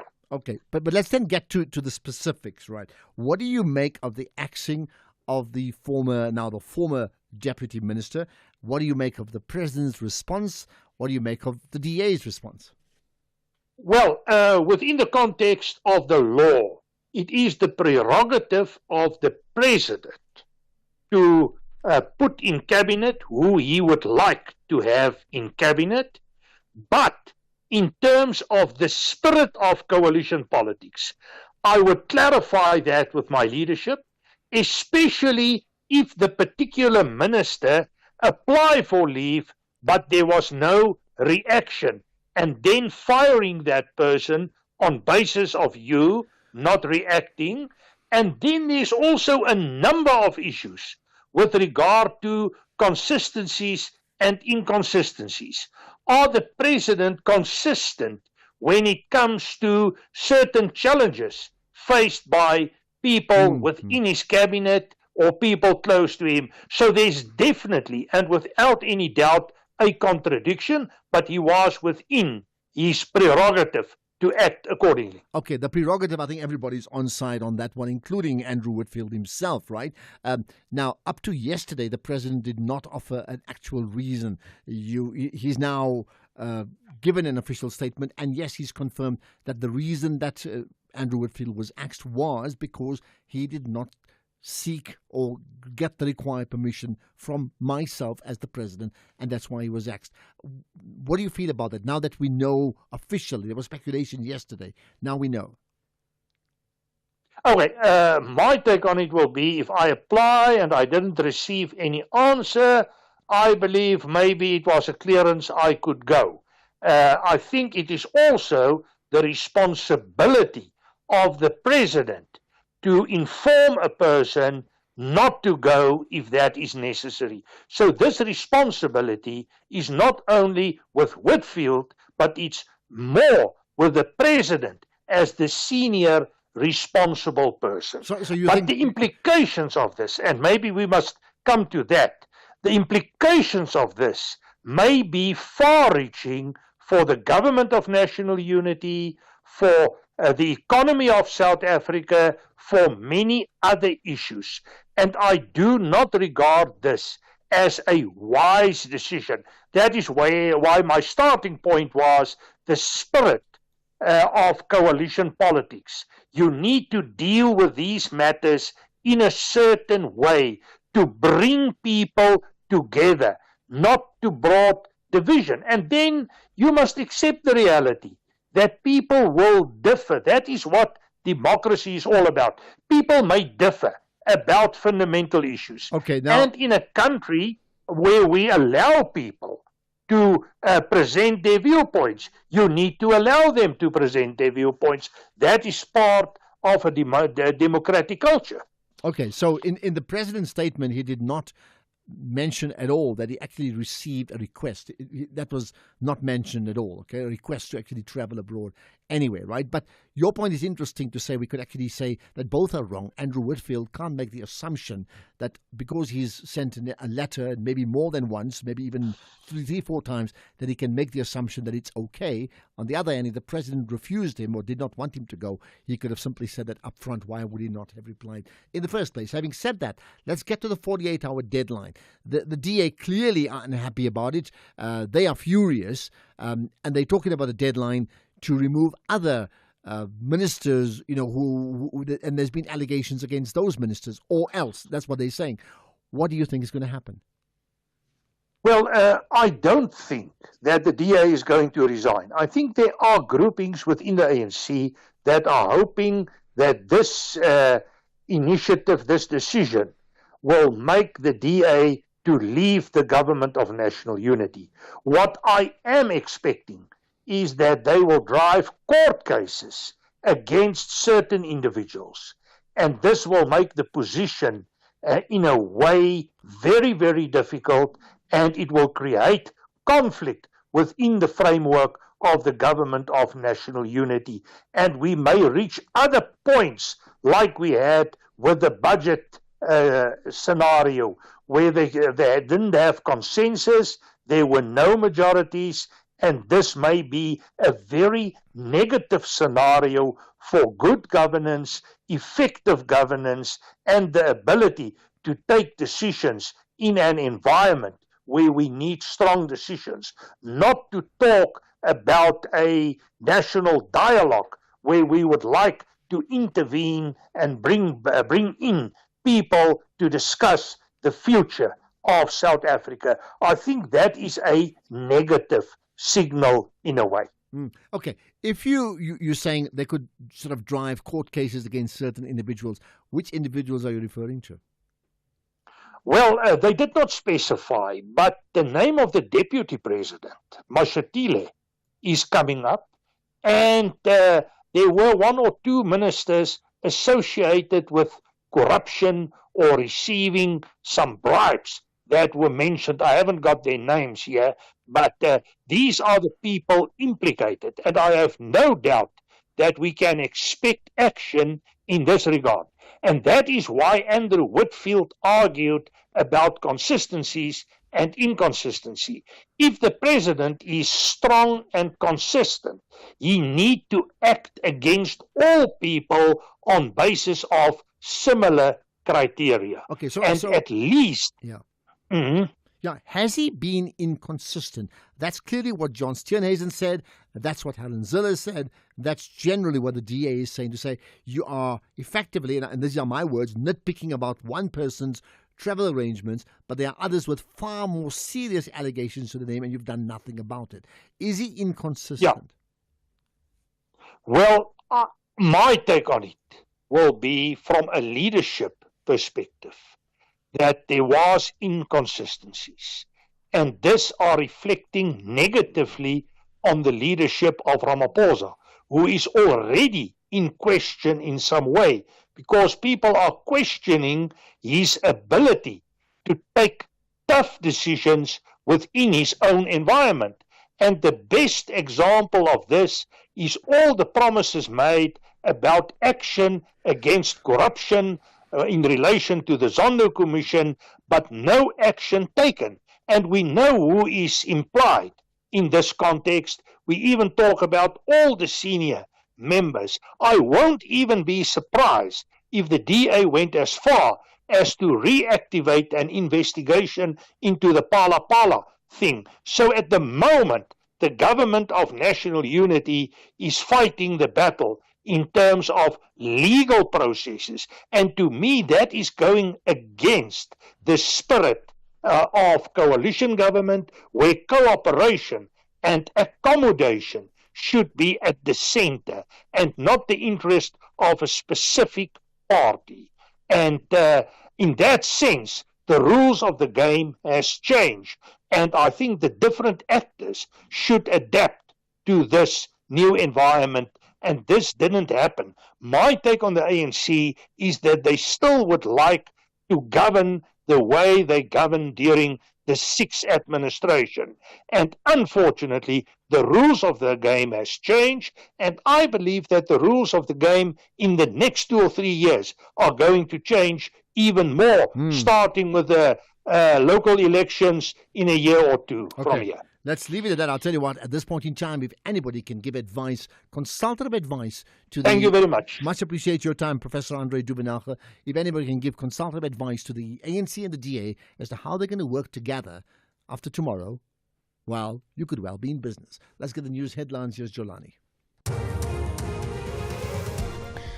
Thanks, Ashraf. Making headlines is Sawa. This story may offend sensitive listeners, including children. A 49-year-old man from Hluhluwe in KwaZulu-Natal has been sentenced to 4 life terms for raping his 4 biological children. The man was found guilty and sentenced by the Eshowe Regional Court. Motorists could pay around 50 cents more per litre for petrol and 82 cents for diesel from Wednesday next week. Preliminary data from the Central Energy Fund shows an under-recovery in the fuel price. And finally, Head of Crime Intelligence Dumisani Khumalo and 5 other suspects have been granted 10,000 rands bail each at the Pretoria Magistrates Court. Khumalo was arrested at the O.R. Tambo International Airport. Details at 5 o'clock with Greg House. For SAFM News, I'm Jolani Tulongwebe. SAFM, guiding you through the rush hour traffic. Good afternoon. Starting off in Gauteng, the N1 southbound has delays towards Grasmere services. Eskom Pahleli Drive northbound in Pretoria has delays towards Moot Street, and the N3 southbound in Germiston queuing towards Geldnes interchange. In KZN, the N2 northbound has a crash after Sibaya Drive, the N3 westbound a stationary truck at Key Ridge, and on the N2 southbound queuing traffic reported towards Sibaya Drive.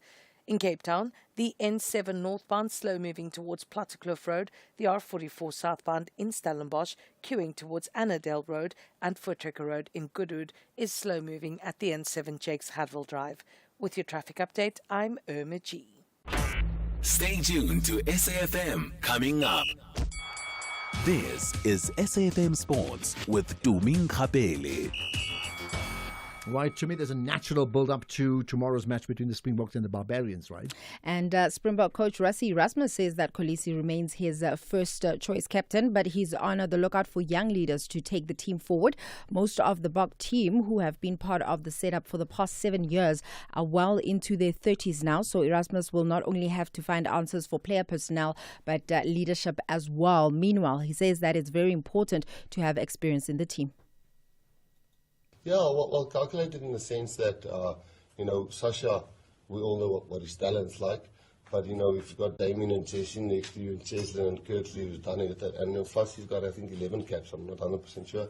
But, Fassie is Balele's still finding his feet, and we know what he can do when he's on fire, when all of them are on fire, when Krapis Morne is on fire, Sasha is on fire. But it's when it's not going so well that we need those steady hands in between, and if you've got a Barbarian team which will come to entertain,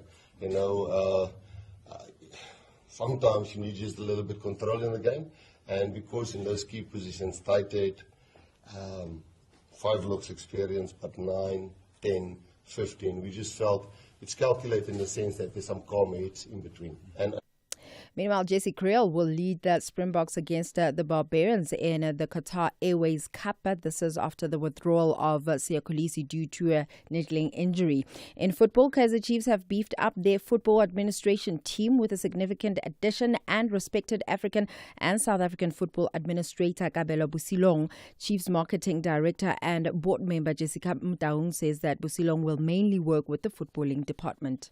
I think you're very right. It's important for us not just to strengthen on the field, but off the field. A lot of the times we focus on what's happening on the pitch, but certainly for us to compete internationally and on the continent, we need good administrators. And great to have Kabelo join us and be on board. And we'll be bringing in a lot of other people to make sure that the support is just not on the pitch, but at the administration level to make sure that this club goes where it needs to go. What becomes his role? Well, his role is in football administration, sporting administration, but also with his great experience at CAF, his involvement in the marketing as well as the events side is very valuable. So, again, a very unique and I think holistic role. And you'll see a lot of changes even locally in our team. We're adding more people to the marketing department, to the digital side, because the game is getting more competitive, but also we've got a lot more to deliver. So very excited about the structural changes at an administrative level as well. Meanwhile, Banyana captain Refile Jane says that a positive result in the Women's Africa Cup of Nations opener against Ghana will be key to set the tone for the rest of their campaign. The defending champions arrived in Morocco as early as Wednesday in order to acclimatize 8 days for the continental showpiece scheduled kick-off. Jane believes that Group C is a difficult group to be in, but they look to take it one game at a time. A difficult group. No team is easy to play, especially on the African continent. We're hoping that with the first game against Ghana, we can set the tone. We're hoping that we can get a positive result and then take it a game at a time. In cricket, Proteas coach Shukri Conrad says that they are preparing for a Highveld-like pitch at the Queen's Sports Club, with the wicket offering something for the bowlers early into the match. The two nations faced each other in an unofficial match in London just before the World Test Championship, but it was unfortunately rained out with hardly one full day played, and now they are all set for this weekend. Finally, in motorsport, George Russell says that Mercedes are talking to Max Verstappen about signing him for the next season. Verstappen is under contract to Red Bull until the end of 2028, but the deal is said to have break clauses that the Dutchman could use to exit. Verstappen refused to directly comment when he was asked about it yesterday, whether he would be staying with Red Bull or not next year. I'll have more on other sports in the next hour. You have more. So we had a caller just before the news who complained about Sundowns' relative success, at playing in the FIFA Club World Cup, and the amount of money they earn as a result of that, it creates even, and I'm paraphrasing, even more disproportionate unevenness between those who have and those who have not. And perhaps is there a way we could report them to the Competition Commission? Report them? Yeah, Sundowns, or earning too much money and being too successful. No, but if It's basically saying, and this is me just making an example, if I'm working hard to pass, and the benefits come of my work, my hard work, you're going to report me for working hard? We report Sundowns for them working hard and winning those games and putting in the hard work to train. No, I don't see that. Clearly, they don't know the motto. It says the sky's the limit. That's what they said from the very beginning. Like, we're going to reach for the skies. Point made by the Sports Authority. Thanks for that to me. Who says talking never solves anything? SAFM, leading the conversations that move us. This week on Off-Pitch Goals, having been a defensive rock for the Pefeni Glamour Boys, Kaizer Chiefs, Jomo Cosmos and Supersport United, Morgan Gould goes from threading passes to selling the most stylish threads in urban streetwear. He takes us through the rigors of the fashion industry, tackling design, manufacturing and retail. Streaming on SABC Plus and SABC Sport on DTT Channel 4 on Saturday, 28 June at 8:30 p.m. Off-Pitch Goals, where we showcase how the stars score in business. Brought to you by SABC Sport.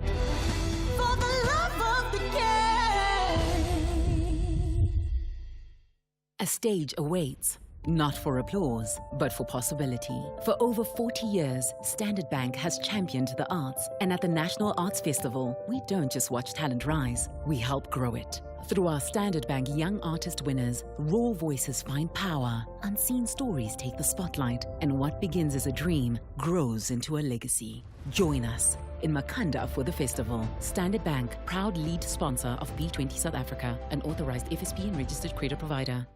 EFC is live this Thursday.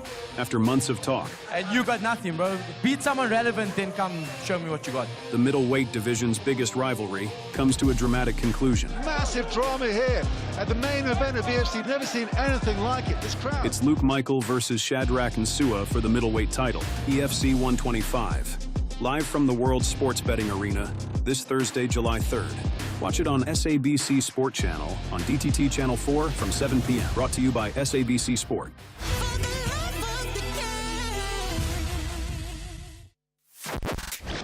The Morning Brief.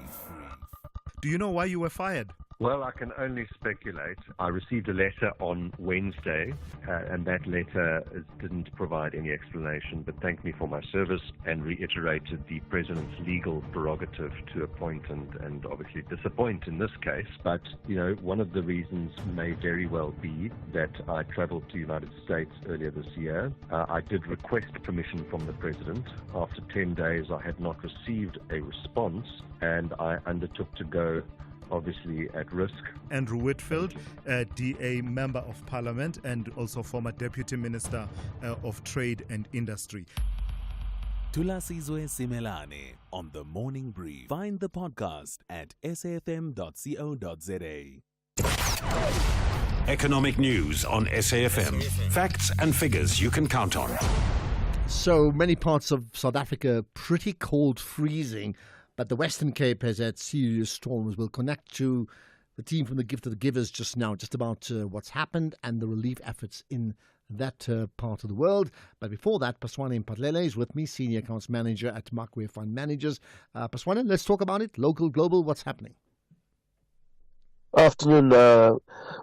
Friday continues to hold good news in the market. US PCE inflation rises in line with expectation and keeps investors optimistic about the future cuts in interest rates, especially in the US. That has increased in probability in recent times. In addition to the sentiment around the naming of a new Fed that is highly dovish to be expected and will create a shadow leadership style if it's been named by Trump. More good news is the consensus around the non-inflationary Q2 growth coming from the US. We are not forgetting that in the latest development today, we've been having a reinforcement of US and China trade deals that is going to be taking place, while other countries will get an extension in the tariff relief. And this just offers a general relief of inflation pressures on the global scene and helps in risk sentiment to take place. And we've seen it through the VIX gauge that is low at 16 and increase the need to buy more risk assets as the dollar remains low for the week, Ashraf. These news have actually even lifted higher the oil prices prices at $67.07 a barrel, up 0.5. However, with the too much good news, gold does not take it well, down 1.8 at $3,265 an ounce, but still remains bullish on a trend level, although trade is not so well. Global equities that generally share the negative correlation with the dollar enjoy the gains. We see the US S&P is up 0.5 along with the Nasdaq, and the Dow is up 0.7. In the Europe, DAX and CAC is up 1%, while locally here we are dragging down 0.3 at the back of our resources, down 4%. On commodity prices down, financials are down, up 1.2, providing some support, along with industrials up 0.4. And we close down with our currencies, we remain relatively well, still holding below 18 at 17.82 against the dollar as it continues to remain weak. Euro and the rand is sitting at 20.90 and rand against the pound 24.45. Okay, perfect. Thanks for that, Paswana. You have a fabulous weekend, and we will connect on Monday. Thank you. Right, let's. I'm going to get to your calls in a moment, but let's get to the Western Cape first. You're listening to the National Pulse. I tell you what, there's so many calls, so many WhatsApps, so many text messages, so many tweets. I'm going to struggle to keep up with it, but I'm not going to stop you from trying, because please do. I need to hear what you have to say on the biggest issues that are moving the National Pulse today. Well, we know this. It started from the Eastern Cape a couple of weeks back. Then we know there's been another cold front and many parts of the country being gripped in the midst of this cold front. But there are different issues. Some have storms, and that creates a whole lot of different issues around communities, particularly those who are very, very vulnerable. So let's find out what's happened in the Western Cape, because there's a winter storm that's clearly devastated many parts of those communities. So with me is Ali Sabli, Director of Gift of the Givers in the Western Cape. Ali, appreciate your time on the National Pulse. Thank you for having me. Thank you. Let's start with this first. What's the gravity of the situation? How bad is it? What has happened? Ashraf, over the last 24 hours, the numbers have not increased by the hundreds, but by the thousands. Yesterday, our teams were on the ground to do assessments and deliver immediate humanitarian aid. Yesterday, we fed in excess of 5,000 people, 2,500 blankets. And during the course of the night, with the torrential rain, that numbers has doubled. Today, our teams are still on the ground. They'll probably be working through the evening as well, where we are distributing hot meals, 10,000 plus, 3,000 blankets, and there are more areas with which we have not even reached out to at the vast magnitude of devastation in all the major informal settlements. The main priority at the moment is hot meals, as all the informal settlements have been flooded and all the food has been contaminated, making it for them impossible to make their families anything to eat. They're all depending on NGOs like Gift of the Givers for their daily sustenance. And when our teams reach the area, in the storms, the communities will start running to the truck before even the truck doors open. And to show how hungry the children are, as soon as a child is handed over a bucket of food, the child will sit in the wet road and eat his food, showing that when last they've ate. And in some of the areas for the last 24 hours, people have not eaten yet. I mean, and to think, we're talking about places, that could be 10 or 15 kilometers from any one person listening to the show right now.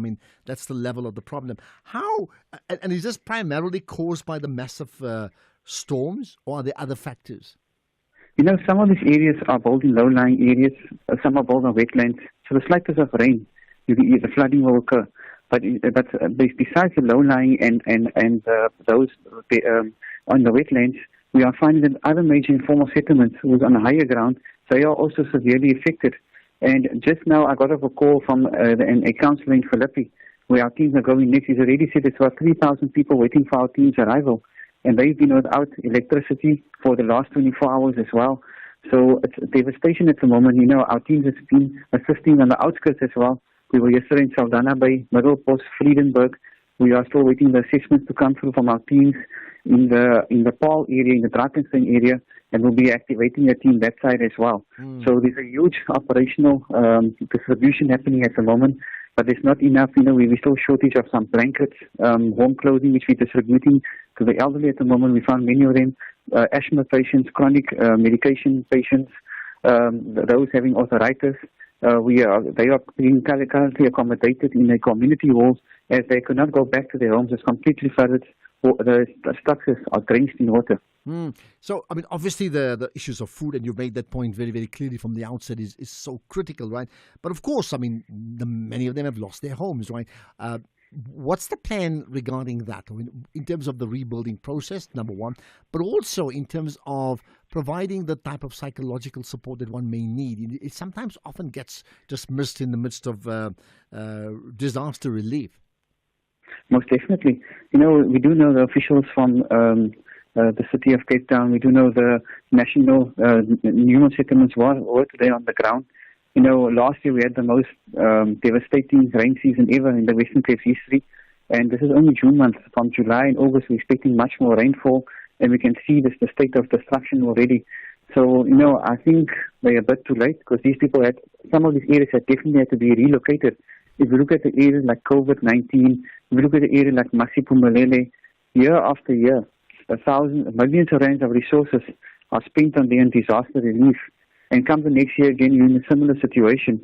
So definitely, these people, the only solution for them to avoid these kind of destructions and disasters is for them to be relocated. So the officials are talking on the ground, but we do not know when this will take place. But it is a dire situation. As you said, people are, you could see some of the children are completely traumatized. They are scared of, not too long ago we had a flood in the Eastern Cape, and many of these people are from the Eastern Cape as well, and they are quite traumatized. Their place will be washed away, their children will be drowned in the situation, etc. So it's a high level of trauma as well. Well, let's leave it at that, Ali Sabli. Thank you for your time. Director of Gift to the Givers, Western Cape. And I think that last point is so apt, on the ground, in the wet. What's going to happen next? Thanks for your time. We'll get to your calls after this. If you think you cannot afford a lawyer, think again. Clientele Legal has made professional legal services affordable for you. Whether it's a civil, criminal, or labor-related matter, we have a nationwide panel of attorneys standing by to assist you. SMS SAFM to 32195. That's SAFM to 32195 and we'll call you back. Clientele General is a licensed non-life insurer and an authorized FSP. Standard rates and terms and conditions apply. Keeping your family healthy this winter can feel like a daunting task. Try the Lung Shield range. It includes capsules to support healthy lungs and immunity, a syrup for kids that supports the immune system and promotes lung health, and an effervescent with 13 essential ingredients to optimize immune function. Put your family's health first this winter with the Lung Shield range. Available without a prescription at leading pharmacies. Lung Shield, prescribed by doctors, recommended by pharmacists. EFC is live this Thursday. After months of talk, And you got nothing, bro. Beat someone relevant, then come show me what you got. the middleweight division's biggest rivalry comes to a dramatic conclusion. Massive drama here at the main event of EFC. Never seen anything like it. This crowd. It's Luke Michael versus Shadrach Nsua for the middleweight title, EFC 125. Live from the World Sports Betting Arena this Thursday, July 3rd. Watch it on SABC Sport Channel on DTT Channel 4 from 7 p.m. Brought to you by SABC Sport.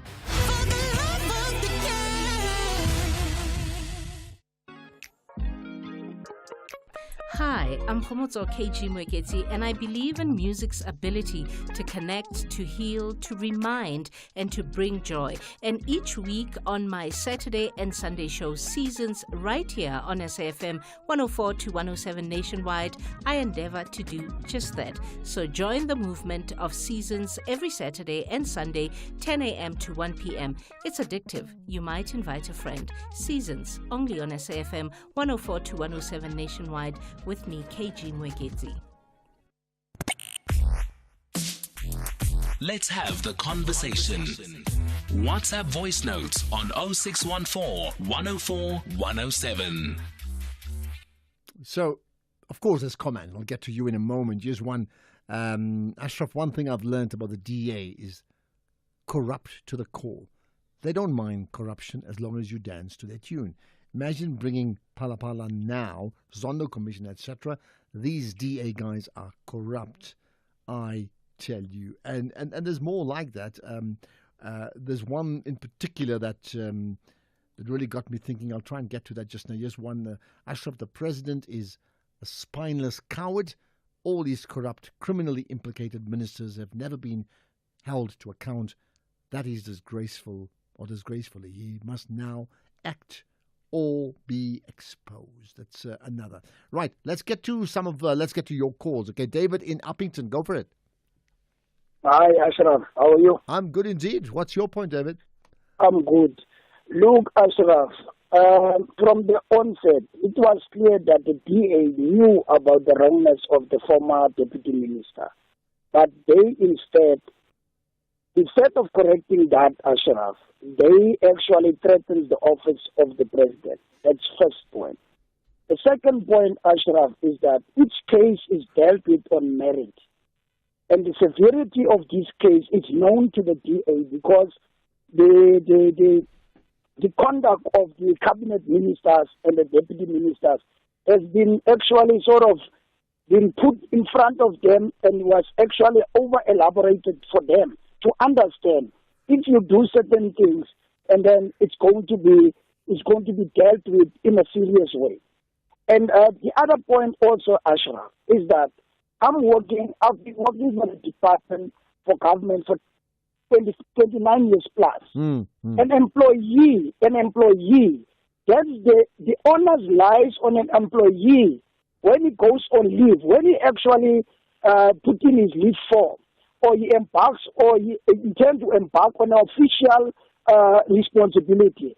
You must make sure that the supervisor, that's the employee that is supposed to be doing that, to go to the supervisor, has to approve my trip to a certain point. And you're saying that didn't happen this time around. Okay, I got you. I try to move on because I want to get further comment as well.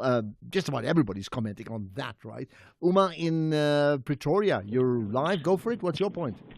Good afternoon, Ashraf.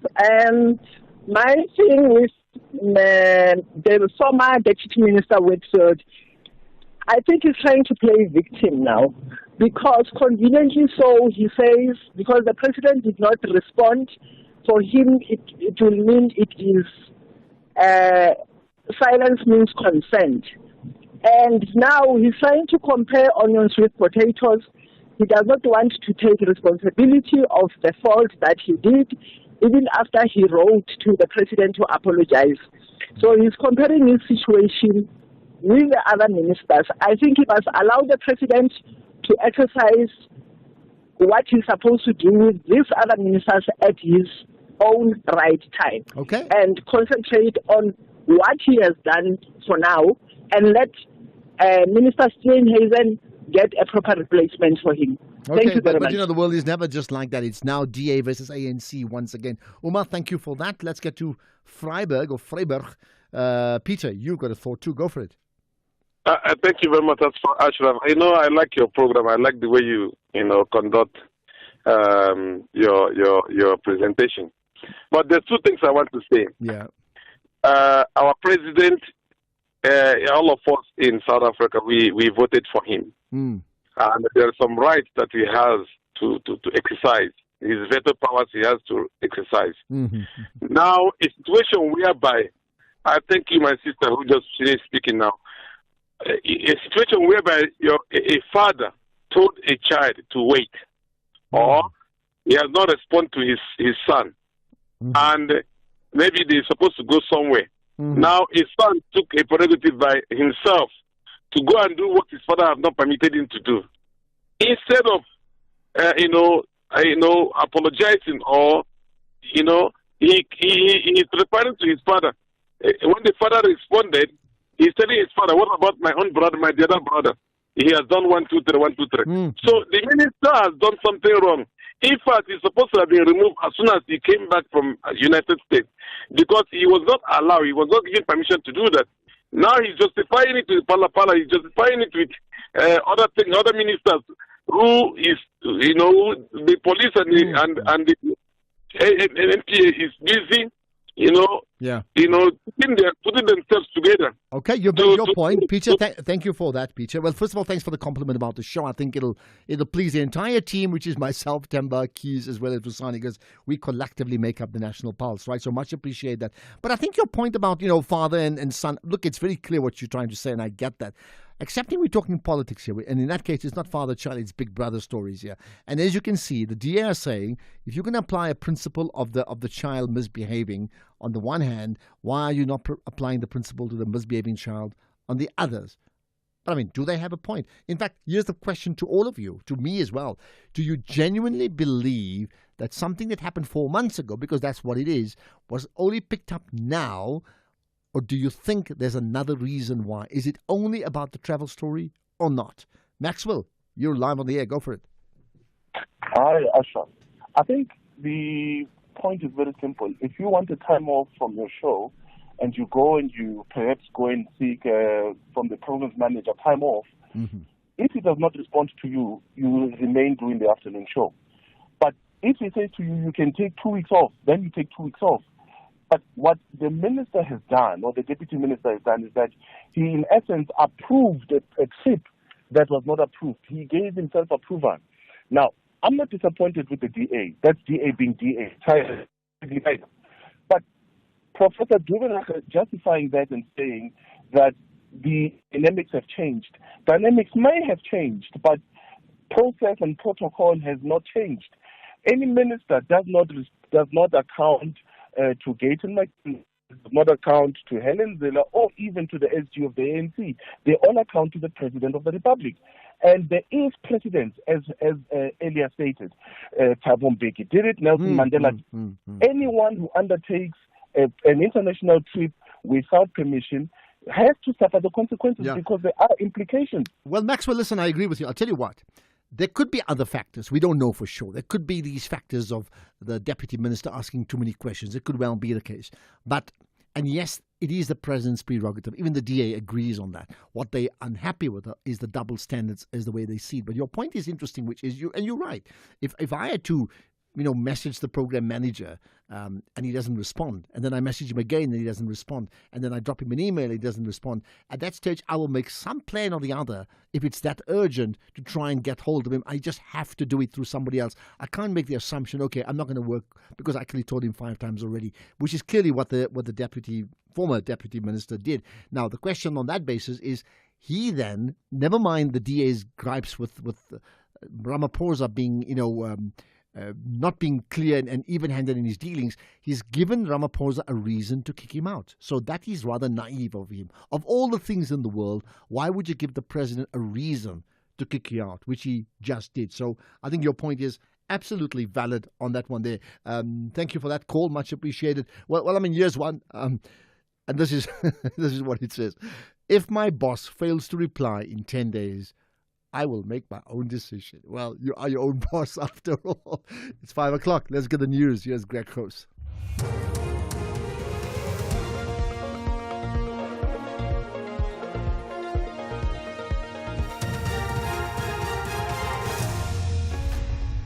Thank you, Ashraf. In this news update, man sentenced for raping his children and head of Gaza Aid Foundation speaks out.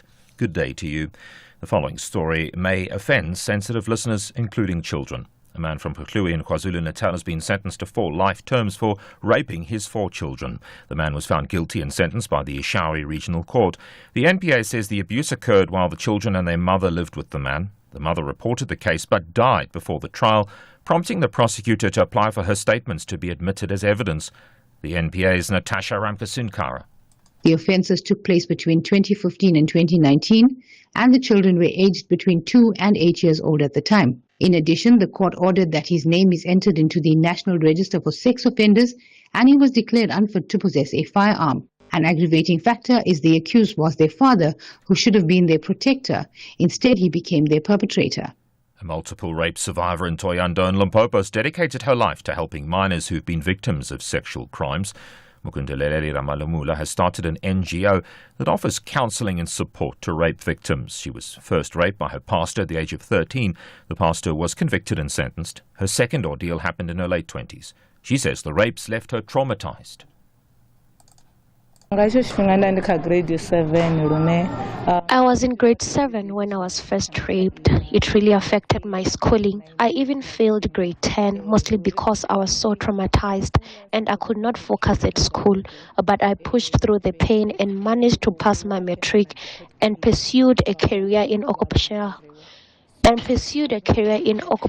health and safety management.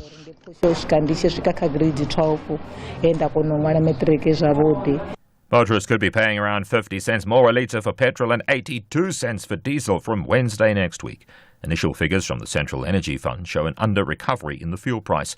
The price of paraffin could go up by 67 cents a litre. The Department of Minerals and Petroleum Resources is expected to release the official statement on fuel prices next week, with the fuel price expected to change from midnight on Tuesday.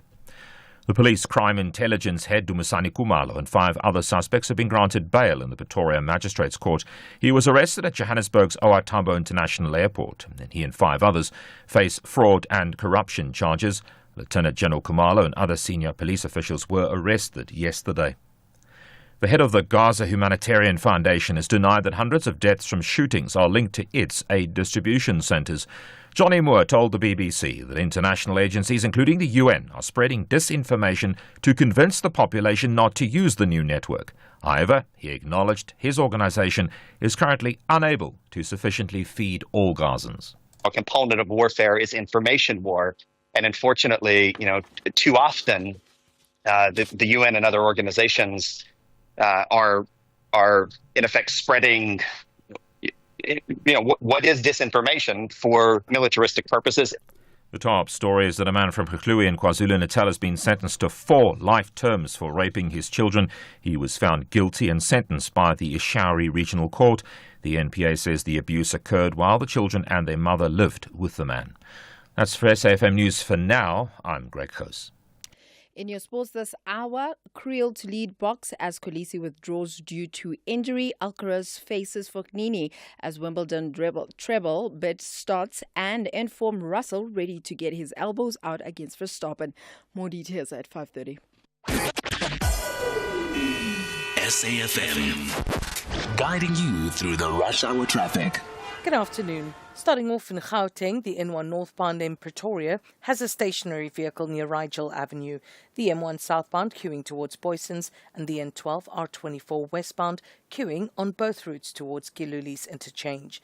In KZN, the M4 queuing through Mhlanga. The N2 southbound has a crash near Sabaya Drive, all lanes are open, and the M7 is queuing at the N2 highway. In Cape Town, the R300 southbound slow moving towards the N2 highway exit. The N1 outbound has a stationary vehicle on Plattekloof Hill and Marine Drive outbound in Pardon Island, slow moving towards Boundary Road. With your traffic updates, I'm Irma G. If we have rights, shouldn't we also have opinions? SAFM, leading the conversations that move us. This week on Off-Pitch Goals, having been a defensive rock for the Perfeni Glamour Boys, Kaizer Chiefs, Jomo Cosmos and Supersport United, Morgan Gould goes from threading passes to selling the most stylish threads in urban streetwear. He takes us through the rigors of the fashion industry, tackling design, manufacturing and retail. Streaming on SABC Plus and SABC Sport on DTT Channel 4 on Saturday, 28 June at 8:30 p.m.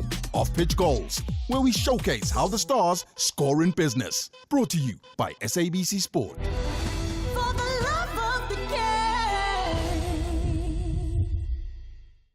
EFC is live this Thursday, after months of talk. And you got nothing, bro. Beat someone relevant, then come show me what you got. The middleweight division's biggest rivalry comes to a dramatic conclusion. Massive drama here at the main event of EFC. Never seen anything like it. This crowd. It's Luke Michael versus Shadrack Nsua for the middleweight title, EFC 125. Live from the World Sports Betting Arena, this Thursday, July 3rd. Watch it on SABC Sport Channel on DTT Channel 4 from 7 p.m. Brought to you by SABC Sport.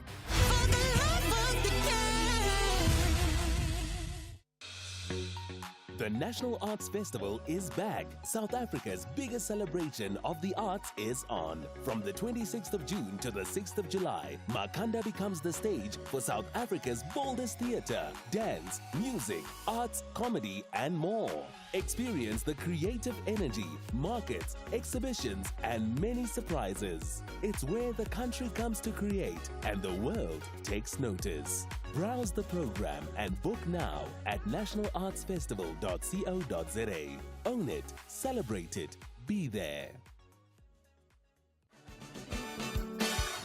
This Youth Month, SAFM celebrates the spirit, power, and potential of young South Africans. Join us as we dive into conversations that matter, from innovation to education and skills for the changing world. Empowering youth for meaningful economic participation.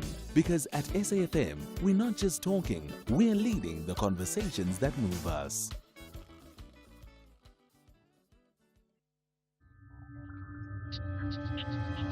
You're listening to the National Pulse on SAFM. So yesterday I said, what were the developments regarding the ANC and the DA, or the president and the DA? I will put that to Matthew Sposa when we have the fireside chat today. Unfortunately, we don't have Matthew Sposa with us today. He's been ill and he was really not fit enough to actually come here today, which is a huge pity, but that's the way it goes. So we will connect with him as soon as we can, and looking forward to that fireside chat when we can do so. I tell you what, one thing that is very much on fire in many ways is what's happened to Floyd Shivambu. Once the Secretary General of the MK Party, and for many people it was a case of, well, you know what, if he's Secretary General now, he's a shoo-in to become the leader of the party at the time when Jacob Zuma steps down at some stage. Well, things have changed dramatically. We'll get a response, an analyst on the developments today, but there were like three, I think, key issues: an apology to the spokesperson of the MK Party on the one hand, and then, of course, announcing his consultative team for his plans in terms of the Mayebuye consultation process. But then, significantly, he also said this. He said this regarding why the Mayebuye consultation process. And interestingly, he mentioned three political parties that, they don't impress him. Listen to this. The reason why we said we must consult is because we think that the organizations that are supposed to be the fighting instruments on behalf of the oppressed masses of our people are not adequate enough to could fight the battles ahead. We don't have confidence in the ANC. We don't have confidence in the MK. We don't have confidence in the EFF. And those are the three biggest black organizations. We are going to open to listen as to what is to be done, and that will guide us as to what do we do moving forward. Thank you very much, Nkomo. Okay, that's all the drama from Floyd Shivambu. Let me bring in Zakhele Ndlovu, who's a political analyst based at the University of KwaZulu-Natal. Zakhele, good to connect with you on the National Pulse. Yes, good afternoon, and good afternoon to your listeners. Thank you. Let me start with the why. I mean, you probably heard that last clip, right, where we don't have confidence in the ANC, we don't have confidence in the MK Party, we don't have confidence in the EFF, and therefore the reason for the Mayebuye consultation process. Is that a good enough reason? I mean, how do you see it? It's quite interesting here because Shivambu left the EFF after the elections. And when he left the EFF, instead of maybe doing what he's doing now, he went to join the MK Party, the very same party that he tells us today people don't have confidence in. So you have to ask yourself, where was his foresight, to say, look, I can't go and join another party because people have lost confidence in the ANC, the MK Party, and the EFF.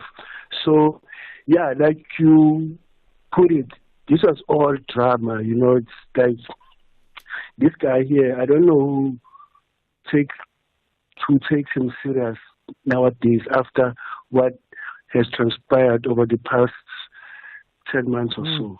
Has there been anything, and it's been a traumatic week or so, right? Has there been anything in the last week or so since Floyd Shivambu, in fact, Floyd sort of addressed the nation, right, that suggested that significant numbers of the nation has confidence in Floyd Shivambu? Look, I think what I can tell you right now is that Floyd wants to start his own cult. It appears to me that he has already made up his mind. So this whole consultative process he's talking about is just something that is making up to make it appear as if he has here consulted. He's not going to consult. His mind is made up. He wants to start his own cult. Unfortunately, we have political parties, especially the ones that he's been a member of, the EFF and the MK party. They are cults, so he felt that he couldn't survive that, so he decided he's going to start his own cult. And then, of course, he's got some people behind him who make up this Maibu team. It's so sad to watch what is happening in South African politics, with all these so-called leaders trying to make something out of nothing, basically. Interesting you use the word his own cult maybe 3 times. I mean, you really believe that he wants to start, you're calling what he wants to do as a cult? Oh, yeah, that's for sure. Look, Malema formed the EFF, and we knew, and Floyd knew, that there was no way he could take over as the leader of the EFF, and so we know that is a cult in its own. And then, of course, you have the MK party, which is another Stokvel. So he's starting his own now because he couldn't survive in these 2 political parties he joined after he left the ANC. Okay. What about, interesting, cult and Stokvel, and I'm sure you're going to get a reaction from the audience regarding some of your comments. What about he's appointed a team of, I don't know what a consultative team or a team of advisors, right? And maybe you got another word concerning, who those who support the cult. What do you think of the names he's mentioned and appointed? Yeah, very interesting names, but I can tell you right now that those are disgruntled people. So you have people who are disgruntled in the AFF and those who are disgruntled in the MK party, and of course the ANC. So who are joining him now as he begins the journey to start his own Stokvel or cult, whichever word you prefer to use. But that's what these organization or political parties are. What about, so you're saying they're all disgruntled. I mean, but you're making the point that the entire consultative process is effectively a charade. It's a done deal. That means if you and I and others said we don't think it's a good idea to form another political party, he's not going to listen to us. It's a done deal, right? Oh, it's a done deal. I mean, when Floyd left the MK party, he knew in his mind that he was going to start his own party, and then he co-opted the people who are disgruntled, and now he's starting this new political party. When he talks about listening, he can't even listen to himself. So I don't know. We have so many political parties in South Africa, and listening to him, there was nothing new, substantive to say, no, look, maybe there is a need for something like what he is looking to start. But, it's the same rhetoric. He talks about black economic solidarity, talks about traditional leaders. I guess he got that from the MK party, that maybe for him to win as many support, he needs to appeal to traditional leaders. But there's nothing new that he's bringing that's going to help our country start moving in the right direction. Now, effectively, if my understanding is right, he still has not resigned from the MK party, right? Yeah, but I mean, I think to all intents and purposes, he's no longer a member of the MK party. He has forfeited that right. The manner in which he is speaking, the things he has done since he was removed as the Secretary General of the party, it's quite clear that he is definitely starting a new political home for himself. I see also just the last thing. One is the apology to Ndlamulo. Okay, that's a given. I think I expected that. But the more important one now, if we talk, considering what we have, that means considering what Floyd Shivambu has got, right, and where he's come from in the last year, and before that with the ANC, right, what is his chances of survival? That means survival to thrive. We've seen parties with a pretty decent profile in the build-up to last election. I'm talking about Mmusi Maimani's party, even Action SA, and Rise Mzansi. and they battle to even get that 1 and 2%. It is so difficult, right? As we can see. So, what is his chances of survival? They're very, very slim. Look, he's probably going to get a few people from the MK party and a few from the EFF, maybe something from the ANC, but I don't see him making serious inroads and winning votes. So this is going to be like the UDM, if you will, something like that. Okay, well, let's leave it at that. I'll tell you what, much appreciate your time, Zakhele Ndlovu, political analyst based at the University of KwaZulu-Natal. But we're not going to leave the MK story for the moment, because Floyd Shivambu made this point about, gave us an insight into the workings of the MK party. The overall composition of the leadership of Maibuya consultation process is not only Mkhonto weSizwe members, but a substantial number come from former members and leaders of Mkhonto weSizwe, because of a correct observation that in its current configuration and direction, majority of MK members, including those that remain, they are not pleased with the manner in which the organization is run.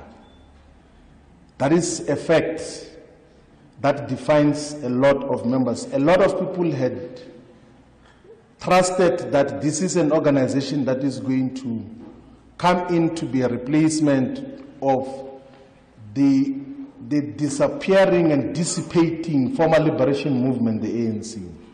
But in its current configuration, the MK is not a viable vehicle to fight the battles of the people of South Africa in its current configuration. And if anyone says such is the case, it's not being truthful. It's not being truthful in terms of how they handle those issues. Okay, there we are. What do you make of Floyd Shivambu today? So there's been like a couple of press conferences this week. What do you make of his announcement of his advisors, effectively? And the point that was made, that it's a given. He's gone from the MK party. He's going to start a new party. And the bigger question is, will that party succeed? Where do the numbers come from? Where does the funding come from? But where does he get his growth from? That means he's got to eat somebody else's lunch. Whose lunch is he going to grab? I wonder. Think about it. While you think about grabbing lunch, there's news that the police crime intelligence boss, Dumisani Khumalo, has been arrested. Oh my goodness. This is the National Pulse. We all have an enemy. Not me. Oh, please. Trust me, you do. Some are vocal about it. I mean, they don't shy away from it. Open hatred. Well, at least they're honest about it. Then you get our Satan. Oh, they will hate you in the shadows. Consult the Magoya of Baloi. Maybe an Nkabi for you here and there. Trash your name until it can't even be recycled. Tune into My Secret Enemy and get a front row seat to some of the most spine-chilling stories in the Hall of Betrayal. My Secret Enemy, Mondays at 6 p.m. only on S3. Open up. EFC is live this Thursday, after months of talk. And you got nothing, bro. Beat someone relevant, then come show me what you got. The middleweight division's biggest rivalry comes to a dramatic conclusion. Massive drama here at the main event of EFC. Never seen anything like it. This crowd. It's Luke Michael versus Shadrack Nsua for the middleweight title, EFC 125. Live from the World Sports Betting Arena, this Thursday, July 3rd. Watch it on SABC Sport Channel, on DTT Channel 4 from 7 p.m. Brought to you by SABC Sport.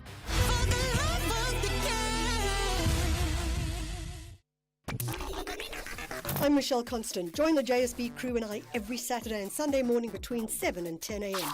We promise to keep you informed and entertained with innovation, culture, cars, travel, life learnings, environment, and of course, your big fat juicy. Small stories, big ideas, massive inspiration. The Jet Set Breakfast on SAFM.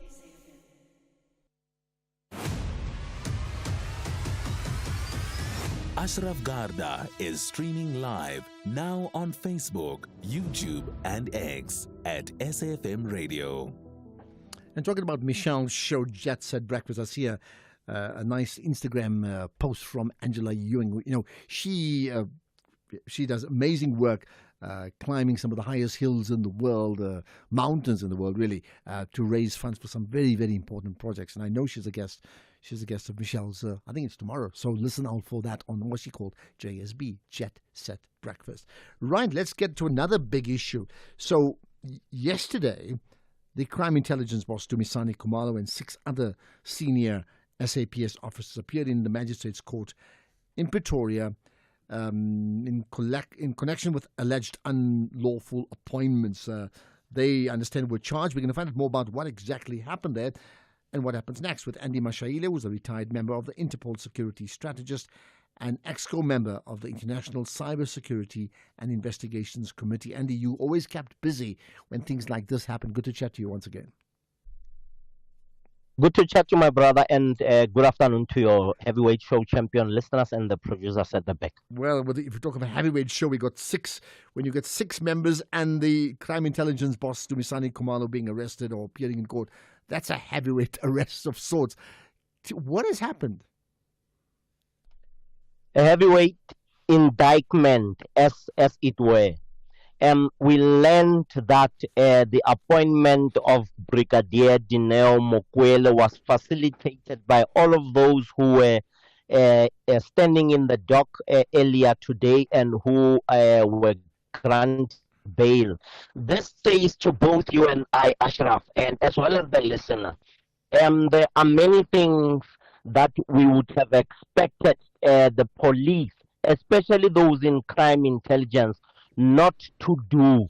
Like we have listened attentively to the allegations that says the process was engineered to suit a specific individual. And we also learned that accused number 2 in that very same matter, the CFO, being not one of those who got bail because of corruption and many others. Ashraf, this is a serious problem in terms of the reputation and integrity of the criminal justice system, particularly your law enforcement arm. And they were all released on bail, is that correct? Yeah. Yes, all except for Mr. Lushaba, who's the CFO, who the IDEC, the Investigative Directorate Against Crime, has further issues with. He is only the one person who didn't get bail or who could not make it for bail. All right. So take us back into what were they actually arrested for? That means, yes, when we talk about corruption, it's a broad statement. What did they actually do? This arrest of Tate Dumisani Khumalo as of yesterday, when I did my own investigations, and what came out in the public is that the appointment of Brigadier Dineo Mokwele, who was allegedly a clerk from BMW, being catapulted to a very senior position in the SAPS crime intelligence crawl or stable, with no experience behind her nail with regard to policing, with regard to intelligence, with regard to general law enforcement, has led to the investigative directorate against corruption checking in on senior appointments, particularly in your crime intelligence structure. You and I know, and the listener knows, that there has been a serious problem with the leadership of crime intelligence in South Africa, and that has eroded trust in crime intelligence. So this appointment, one way or the other, as I have indicated, that we are told that allegedly this appointment has been engineered to suit an individual, which on its own is against the law, which on its own, I should say in quotes, it's a criminal offense. Okay, and of course, a lot of it, just to be clear, is allegations need to be proved in court allegations, with an actual conviction. But I mean, I've noticed, and I'm quoting the member of Parliament's Police Portfolio Committee head, which is the committee chair, which is in Cameron, saying, "We really hope that this tip of the iceberg will lead to a bigger cleanup process of the senior management of the SAPS. It really is an indictment of the SAPS and really leaves the question to us about what is left of the integrity in senior structures." And I mean, there's more. I don't have to read all of that. But it goes back to, I think, your point, right, which is, who makes these appointments in the first place? And there's been not a day that goes by on this show where someone talks about it and questions how people get appointed in key leadership positions within important structures like the SAPS.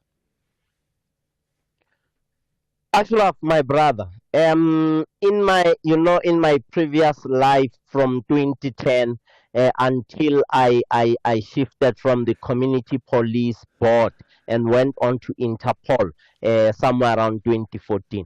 I have learned, I have researched, I have listened to people, I have spoken to people within the SAPS, those who are disgruntled, those who could not get positions that they applied for. Some of them have alleged that one can get can go for test, whether it's your psychometric test or the test in general, and one can pass. But when Ashraf has passed that test, what we are seeing now as a corrupt activity that has led to the arrest of these police officers. We have learned that as long as you have money, your name can be replaced with that of Mr. X, who did not perform excellent in the tests and the interviews. So these allegations, as some of us have been looking into and with interest to be able to can add value in terms of strengthening law enforcement, we have seen this culminating in the arrest yesterday. And honestly, this is a cause for serious concern. If it really is what is happening. So, I mean, let's just end with this. It's a cause for concern. Is it also a cause for celebration? Because as much as the arrests are just, the backstory of a horrible story, right? Does it suggest that we're on the right track in cleaning up the rotten eggs? Ashraf, if this is the game that we're going to play, this is only the first goal before the end of the game. I would be happy to see many more other goals in this process, in these phases. This is the first phase. Let's see what happens to those others in various other departments who have been proven, who as a result of forensic investigations, to have been committing corruption in decision making or using corruption as a decision making tool. Let's go on and make sure that we become a successful country in terms of cleaning our image and identity by busting corruption in the police and throughout many other government departments. Well, I think it's a good point. You don't win a game by scoring own goals. At this point in time, the level of appointments and then what plays out after those appointments are classic examples of own goals after own goal after own goal every single day. Much appreciate your time, Andy Mashahile. I'm sure we'll connect soon, hopefully with better news as well sometime in the future. Thanks for that. Let's get to the news headlines now. Here's Greg House. In the headlines, police say 3 armed suspects have been shot and killed in the Eastern Cape. A KwaZulu-Natal man's been sentenced to 4 life terms for raping his children, and at least 7 people have died in flash flooding in Pakistan. There's a full update at the top of the hour. SAFM, guiding you through the rush hour traffic. Good afternoon. Starting off in Gauteng, the N1 southbound in Centurion has a crash before Old Johannesburg Road. The M1 southbound in Central Johannesburg, slow moving towards Crown Interchange, and the N3 southbound in Germiston has a crash before Geldnys Interchange. In KZN, the R102 southbound has a crash at Glen Anil exit. The M4 is queuing through Mhlanga, and the M7 St. John's Avenue queuing through Central Pinetown. In Cape Town, the N1 outbound slow moving towards Okavango Road exit. The N2 inbound has a crash before Muway, and the M3 southbound as the left lane closed as you approach Steenberg Road. That's due to a partial road surface collapse. With your traffic update, I'm Irma G. Stay safe on the roads. SAFM is with you. This is SAFM Sports with Tuming Khapele. Shumi, I can't wait for your predictions for the week.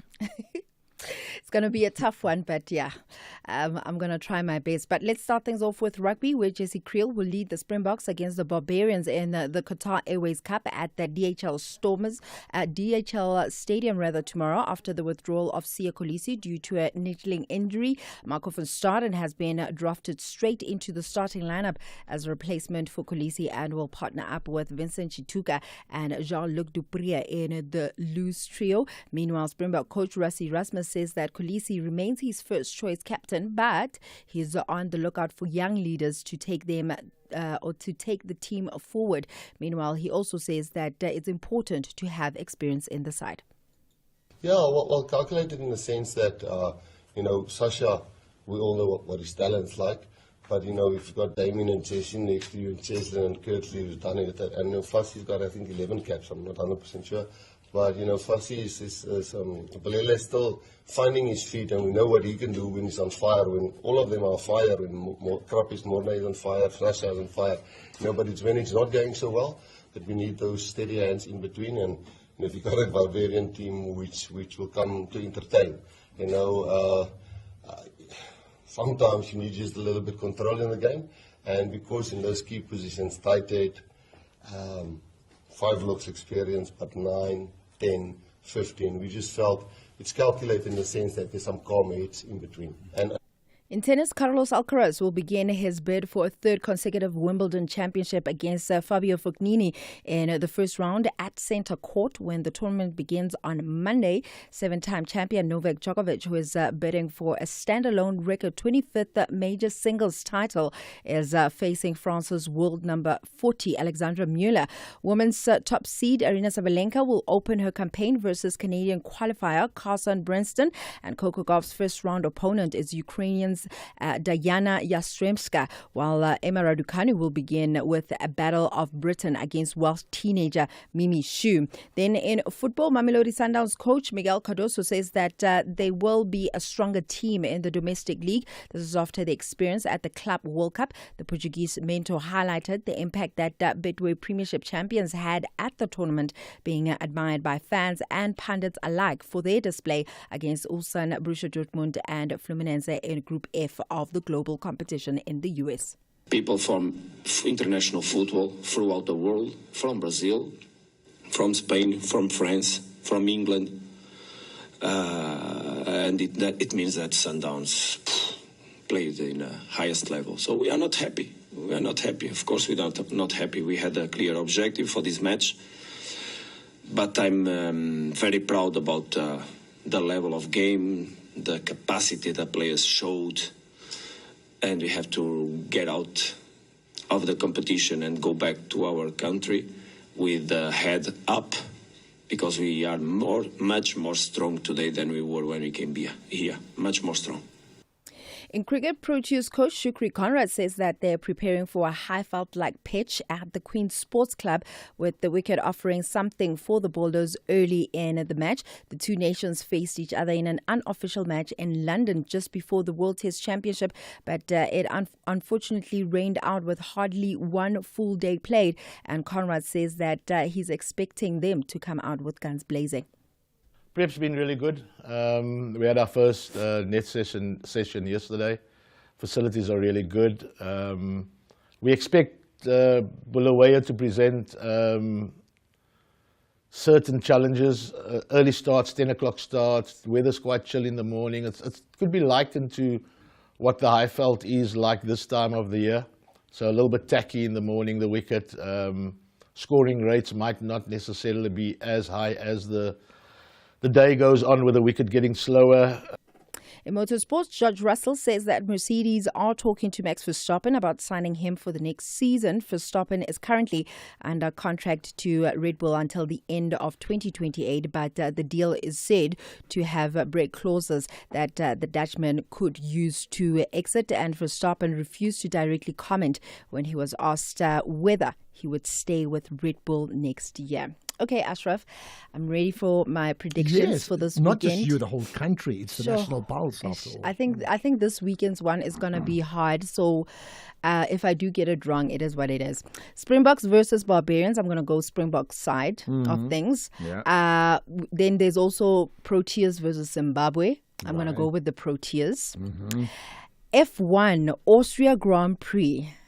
I'm going to go with Oscar Piastri, even though Max Verstappen has won there a lot. And then my pick for this weekend in terms of the Club World Cup, it's PSG versus Inter Miami. At heart, I am an Inter Miami fan. However, I think PSG is going to win this one. So which was the most difficult one? Because you said one was like particularly difficult. No, all of them. They're all difficult. I could get all of them wrong. And you could get them all right. Yeah. Okay. Well, okay, got that. By the way, I was looking at something on Twitter now, and it's got a video picture of pickleball and paddle. It's like choose one. So my prediction is paddle. Of course you'll choose paddle. But I'll have more on other sports in between 7 and 8. Is there ever a bad time for a good conversation? SAFM, leading the conversations that move us. Gordon Ramsay is back, and your favorite kitchen disasters are still somehow in business. New season, same confused chefs, terrifying walk-ins, and enough grease to fry your Wi-Fi. Watch as Gordon tries to fix the unfixable with nothing but sheer rage, British sarcasm, and an iron stomach. Kitchen Nightmares Season 8, Wednesdays at 6 p.m. on S3. Come for the food, stay for the emotional damage. This week on FC Meets, former Moroka Swallows and Baroka dribbling wizard Sipho Moeti, affectionately known as Gobe, shares his rise from being worshipped at festive games to his inevitable rise to the Betway Premiership. He shares his story of disappointment, triumph and controversy. FC Meets, football made for community by community. Richard game. Tune into SABC Sport on DTT Channel 4, the Saturday at 6 p.m. Proudly brought to you by SABC Sport.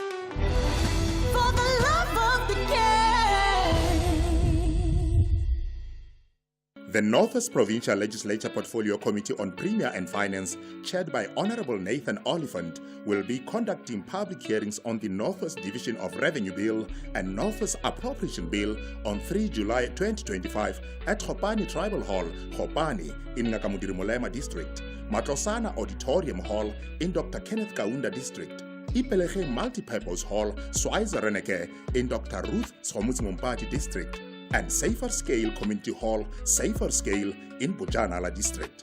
All hearings start at 10. The Morning Brief. Why, in your view, do we continue to see incidents of alleged and actual racism in schools? I think most children, if we're talking about the racism from children, and let's remember it's not only from the children or the learners, reflects what they are hearing at home. Children don't just do what their parents say. So if their parents say, don't do this, don't use those words, don't say that. But if they actually hear their parents and see their parents behaving in a racist way, then that's the way that they are going to behave themselves. That's Teresa Oakley-Smith, who is founder and CEO of the transformation and consultancy firm Diversity. Thulasizwe Simelane on The Morning Brief. Find the podcast at safm.co.za. You're listening to the National Pulse. And of course, I want to get to your calls because I know you're on the pulse, so you can share whatever it is you feel about the biggest issues that we've talked about today, and maybe we haven't talked about too. But let's get to Jimmy Moya, who gives us a wrap up of the last market update for the week. Yeah, Jimmy. It's certainly quite an interesting close to the trading day and to the week. Effectively, the trading month will close on Monday only, but for this particular trading day, it was a bit of a mixed bag. If we look at Asian markets, they were by and large in the red, with the exception of, again, the Nikkei that was up 1.4%.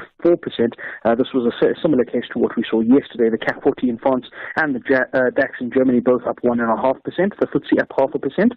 At the moment, US markets are up 0.5% in the case of the Nasdaq and the S&P. Our own local markets didn't have such a good day. This was largely off the back of the sell-off that we saw on the gold side of it, as well as on platinum pricing. Platinum's down to $1,342 odd of an ounce. Palladium $1,150. Gold $3,273, down more than 2% on the day's trade. And if we look at Brent crude, while we're looking at commodities, that's at $68.26 a barrel. The sell-off in the resource counters led to resource stocks locally being down about 3.7%. Financials were up 1.5% and industrials up 0.5%. The all share overall finished the day out 0.1% in the red, with the top 40 up, down 0.5% off the back of that resource sell-off. If we look at the currency side of things, the rand 17 rand 80 against the US dollar, 1 British pound 24 rand 43, 1 euro 20 rand and 88 cents, and 1 Australian dollar 11 rand 63. So the rand gaining some ground against all of the major currencies. It seems that the risk on sentiment is potentially coming back into the markets, or investors could just be looking to trade out for the end of the month of June. Of course, the month of June, as I said, will technically end on Monday from a trading perspective, but we have heard conversations out of the United States, especially from the Treasury Secretary, that the U.S. is potentially still having to negotiate trade deals, and we know that that trade deal 90-day expiration date was set to be the end of July. It looks as though we're being potentially pushed back to September. So markets clearly finding that as a positive to say that there might be a bit more rationality returning to markets, especially from a U.S. perspective. We'll keep an eye on this going into the month of July and see how that starts to shape things up. But of course, we will be back on Monday to see how we wrap up the month of June and see what lies ahead for the month of July. But for now, I suppose we take a stronger rand, we take a softer oil price considering where we could have been, and we go into the weekend with the positivity. Okay, well, you keep that positivity all weekend and bring it back on Monday, Jimmy Moya, with normally the SAFM market update, but not on a Friday, right? But your calls are on every single day of the week, no matter what. I'll get to you now.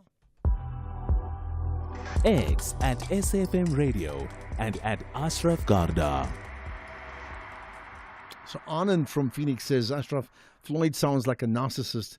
It seems like he wants to control everyone. I wonder if you think the same.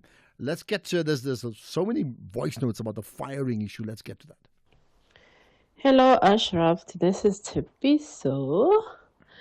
Ashraf, actually had the wrong person to give analysis of the firing of the deputy minister. Because obviously he's just biased. I'm sorry to say that, but he's just biased. And on the other same issue, Ashraf, my take is that there might be something behind this firing. We don't know. I don't know to speculate, but my gut feeling tells me that there is a valid reason why the president did what he did. But again, on the other issue of certain corrupt deputy and ministers in his cabinet, that, like Mr. Mahlobo, for instance, he's been implicated on many things, Ashraf, but he's still there, So, I guess it's tit for tat, but then I don't know. This government of national unity is really working. Like I said before, I don't think it's going to last. Okay. Well, there we are. I mean, I hear what you're saying. So what we know officially is that he was fired because he didn't get permission from the president. The DA is saying, in fact, he asked, and the same with Andrew. Now the former deputy minister saying the same thing, right? Andrew Whitfield. That in fact, message, I dropped emails like 10 days in a row type of thing. The question then is what more? Is that really the reason? So Helen Zille's thing, again, what has been said by many others. Andrew was fired because he was effectively challenging corruption and job-killing policies associated with the Department of Trade, Industry and Corporation. Well, yeah, if that is the case, let's see that really would be. Then we'll find out soon enough, right? Hey, Ashraf. Afternoon is Libya. The idea to form a new political party, it started when you were still in the EFF, Floyd. And then it was just a calculated move to go to MK so that he can get some more supports and more votes. And then an exit strategy by going to Bushiri.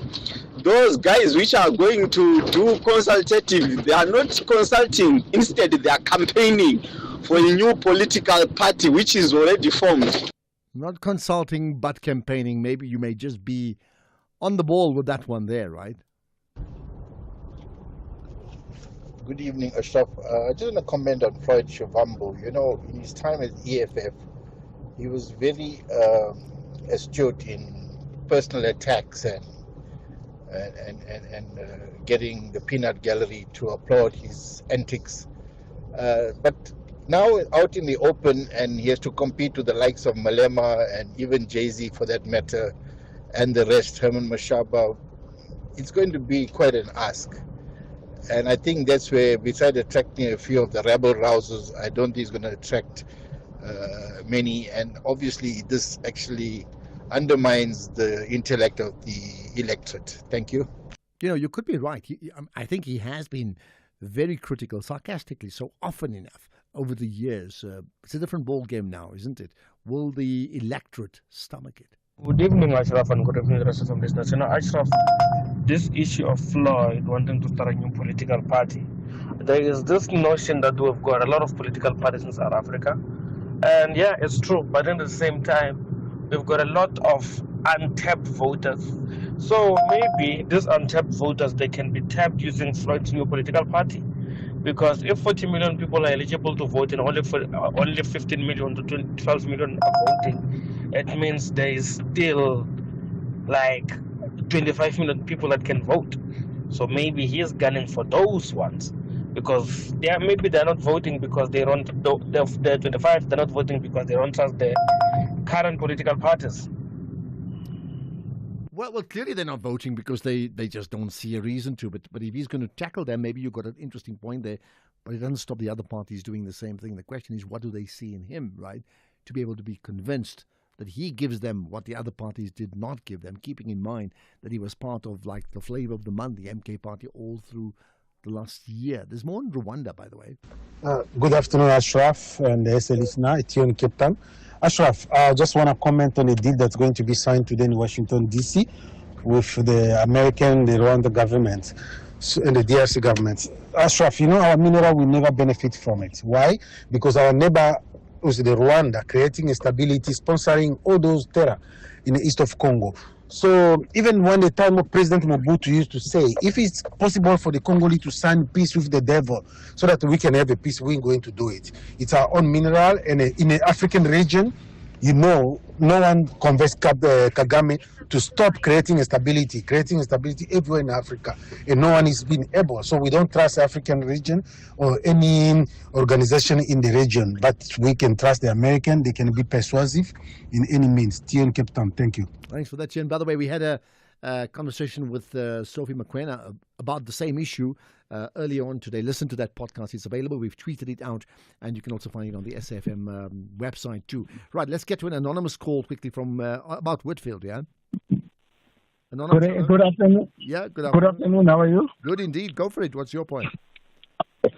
No, my point. I was a bit worried about the manner in which we're approaching the issue of our president and the deputy minister, where we say the approval was not granted, instead of saying the request was not responded to. So it's not like there was no request put in. There was a request put in, but it was not responded to. To me, those are just different issues. Because the way we are talking on about it, it's like it was not granted, as if maybe there was no request, there was no protocol that the deputy minister has followed. Okay, that's my point. Taken. Thank you. I think it's an interesting point. Well, I think they can all be true. One is a request was not responded to. Number one. Number two, that the request was not granted. And number three, we can also say that, in fact, there was no response at all. I mean, all those things are true, isn't it? And that's why we're talking about this right now. Welcome back to the sun-drenched shores of St. Marie, where the beaches are beautiful and the murders are mysterious. It's Death in Paradise Season 7. New cases, quirky suspects, and D.I. Jack Mooney, who's still figuring out the island and how to drink coconut water gracefully. Catch the show where paradise meets puzzling crime, because even in paradise, someone always has a secret. Death in Paradise Season 7, Wednesdays at 9 p.m. on S3. Starts 28 May. S3, open up. This week on FC Meets, former Moroka Swallows and Baroka dribbling wizard Sipho Moeti, affectionately known as Gobe, shares his rise from being worshipped at festive games to his inevitable rise to the Betway Premiership. He shares his story of disappointment, triumph and controversy. FC Meets, football made for community by community. Richard game. Tune into SABC Sport on DTT Channel 4, the Saturday at 6 p.m. Proudly brought to you by SABC Sport.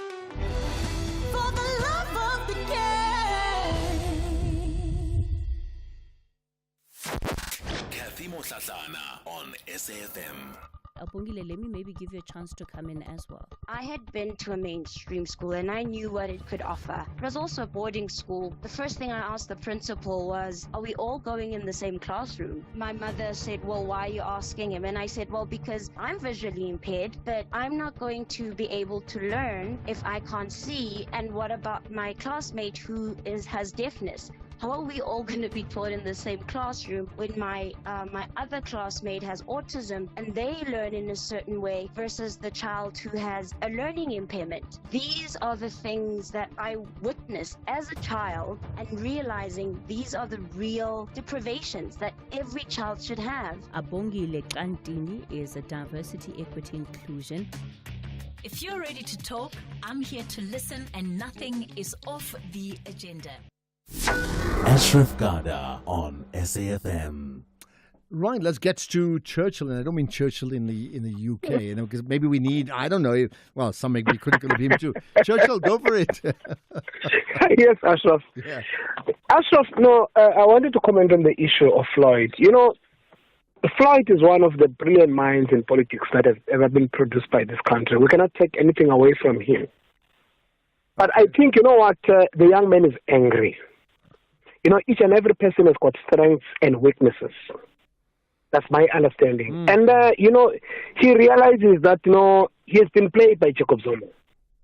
He's been played by Jacob Zuma. Jacob Zuma, is a seasoned politician. Now, what is happening with him, one of the characteristics of a leader, you must know when it's time to leave the stage and cool off. But now what I'm seeing with Floyd, he's misfiring, for lack of a better word, all over the show. And by the time he realizes, this also could land him in another hot water.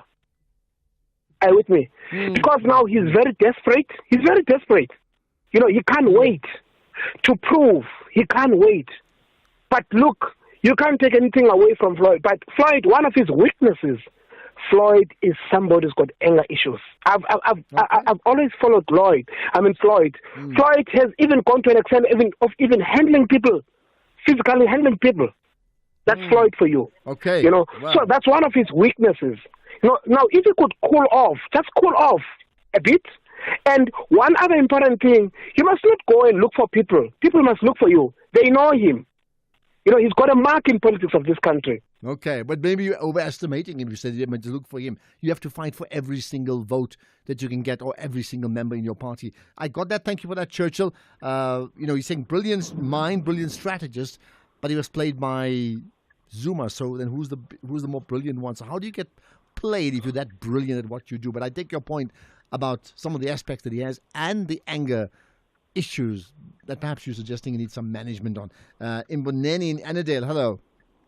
Thank you very much and good evening, Ashraf, and thank you for taking my call and good evening to the listeners. I'm glad we can talk. Ashraf, you will recall that I gave you a call sometimes when there was a press conference of MK about the demotion of Diniko Shivambu. Yes. However, I indicated to you that it's the end of him. However, I respect him as an academic, but for what he's doing now, I think is the last kicking of a horse, because what he's saying, it doesn't actually make any difference to such an extent that he can convince the South African to vote for him. I can tell you why. Firstly, we've seen parties like BOSA, when it came to us say their consulting is just a foundation, it's all those kind, and then they join, and it is not even materializing. And moving forward is to say that Floyd is not going anywhere, and for the fact that I agree with the previous caller now to say that anger management needed for him, and by the way, he has apologized to the national spokesperson, the spokesperson of the party of MK, and for me, the way he apologized, he was just making it funny, because he said, I apologize unconditional, but people must not drag and then all those to the parliament, you must not drink because you'll be public. For me, it's not making sense at all. I will tell you something that, please give me just 10 seconds. 10 seconds. For me, what I'm thinking, where I'm seated, as I respect him, if he should have gone to one of the parties in Limpopo that didn't do well, which was the party for Beni Mayengani, which is his homeland, where certainly they will sympathize with him and then he pushed that party somewhere. But for him moving around with all and having all these people from different positions, it doesn't constitute anything to South African, and therefore you will never see our vote. Reason being that we are tired with these many parties. Okay, got that. You asked for 10, I gave you 30. That's called extra time. In fact, talking about an apology, let's call it the extended apology. Let's put it that way. Apology plus more. This is what he said. Now, the advantage of, so when I spoke the other time, I was not yet national convener of the Maibuye process. Now I've got the benefit of benefiting from the leadership collective in terms of how we should handle certain things. And part of the guidance which I agreed with is that I must unconditionally retract the statements about drug use and alcohol abuse of Ntamulo Ndlela. Unconditionally. But we take this opportunity to encourage all the people of South Africa to stay away from drugs and to stay away from alcohol, particularly if they are members of parliament and members of leadership of different political parties. Drugs will never build you with anything, will make you to make a lot of mistakes, but we really unconditionally retract those statements that were made there under the guidance of the collective of the leadership. Thank you very much. So there we are. He's actually owing it to the collective. The collective convinced him to apologize, not convincing himself. But I'm moving on about don't do drugs, which in a normal sense would be fine. But in this case here, it does suggest some mischief making. Here's one to end with, right? Quick one on the minister. Is the president right by ignoring the request? If not, why is that not punishable? The minister did follow protocol. The president set up the minister for failure. Comes from, well, it says my view now, and then King Bless. So is that your name, King Bless? Either way, sure, we need some serious blessings as we get to the weekend and beyond that. Great of you to listen. Thanks for doing just that. Anytime you want to comment on the week, just hashtag the National Pulse throughout the weekend. Well, I'll certainly pick it up, right? All I can see is that Oliver Dixon is in the house, so he's ready to take over. Lots to consider for the next hour before we get to sport at 7. Here's the news with Greg Host at 6 o'clock.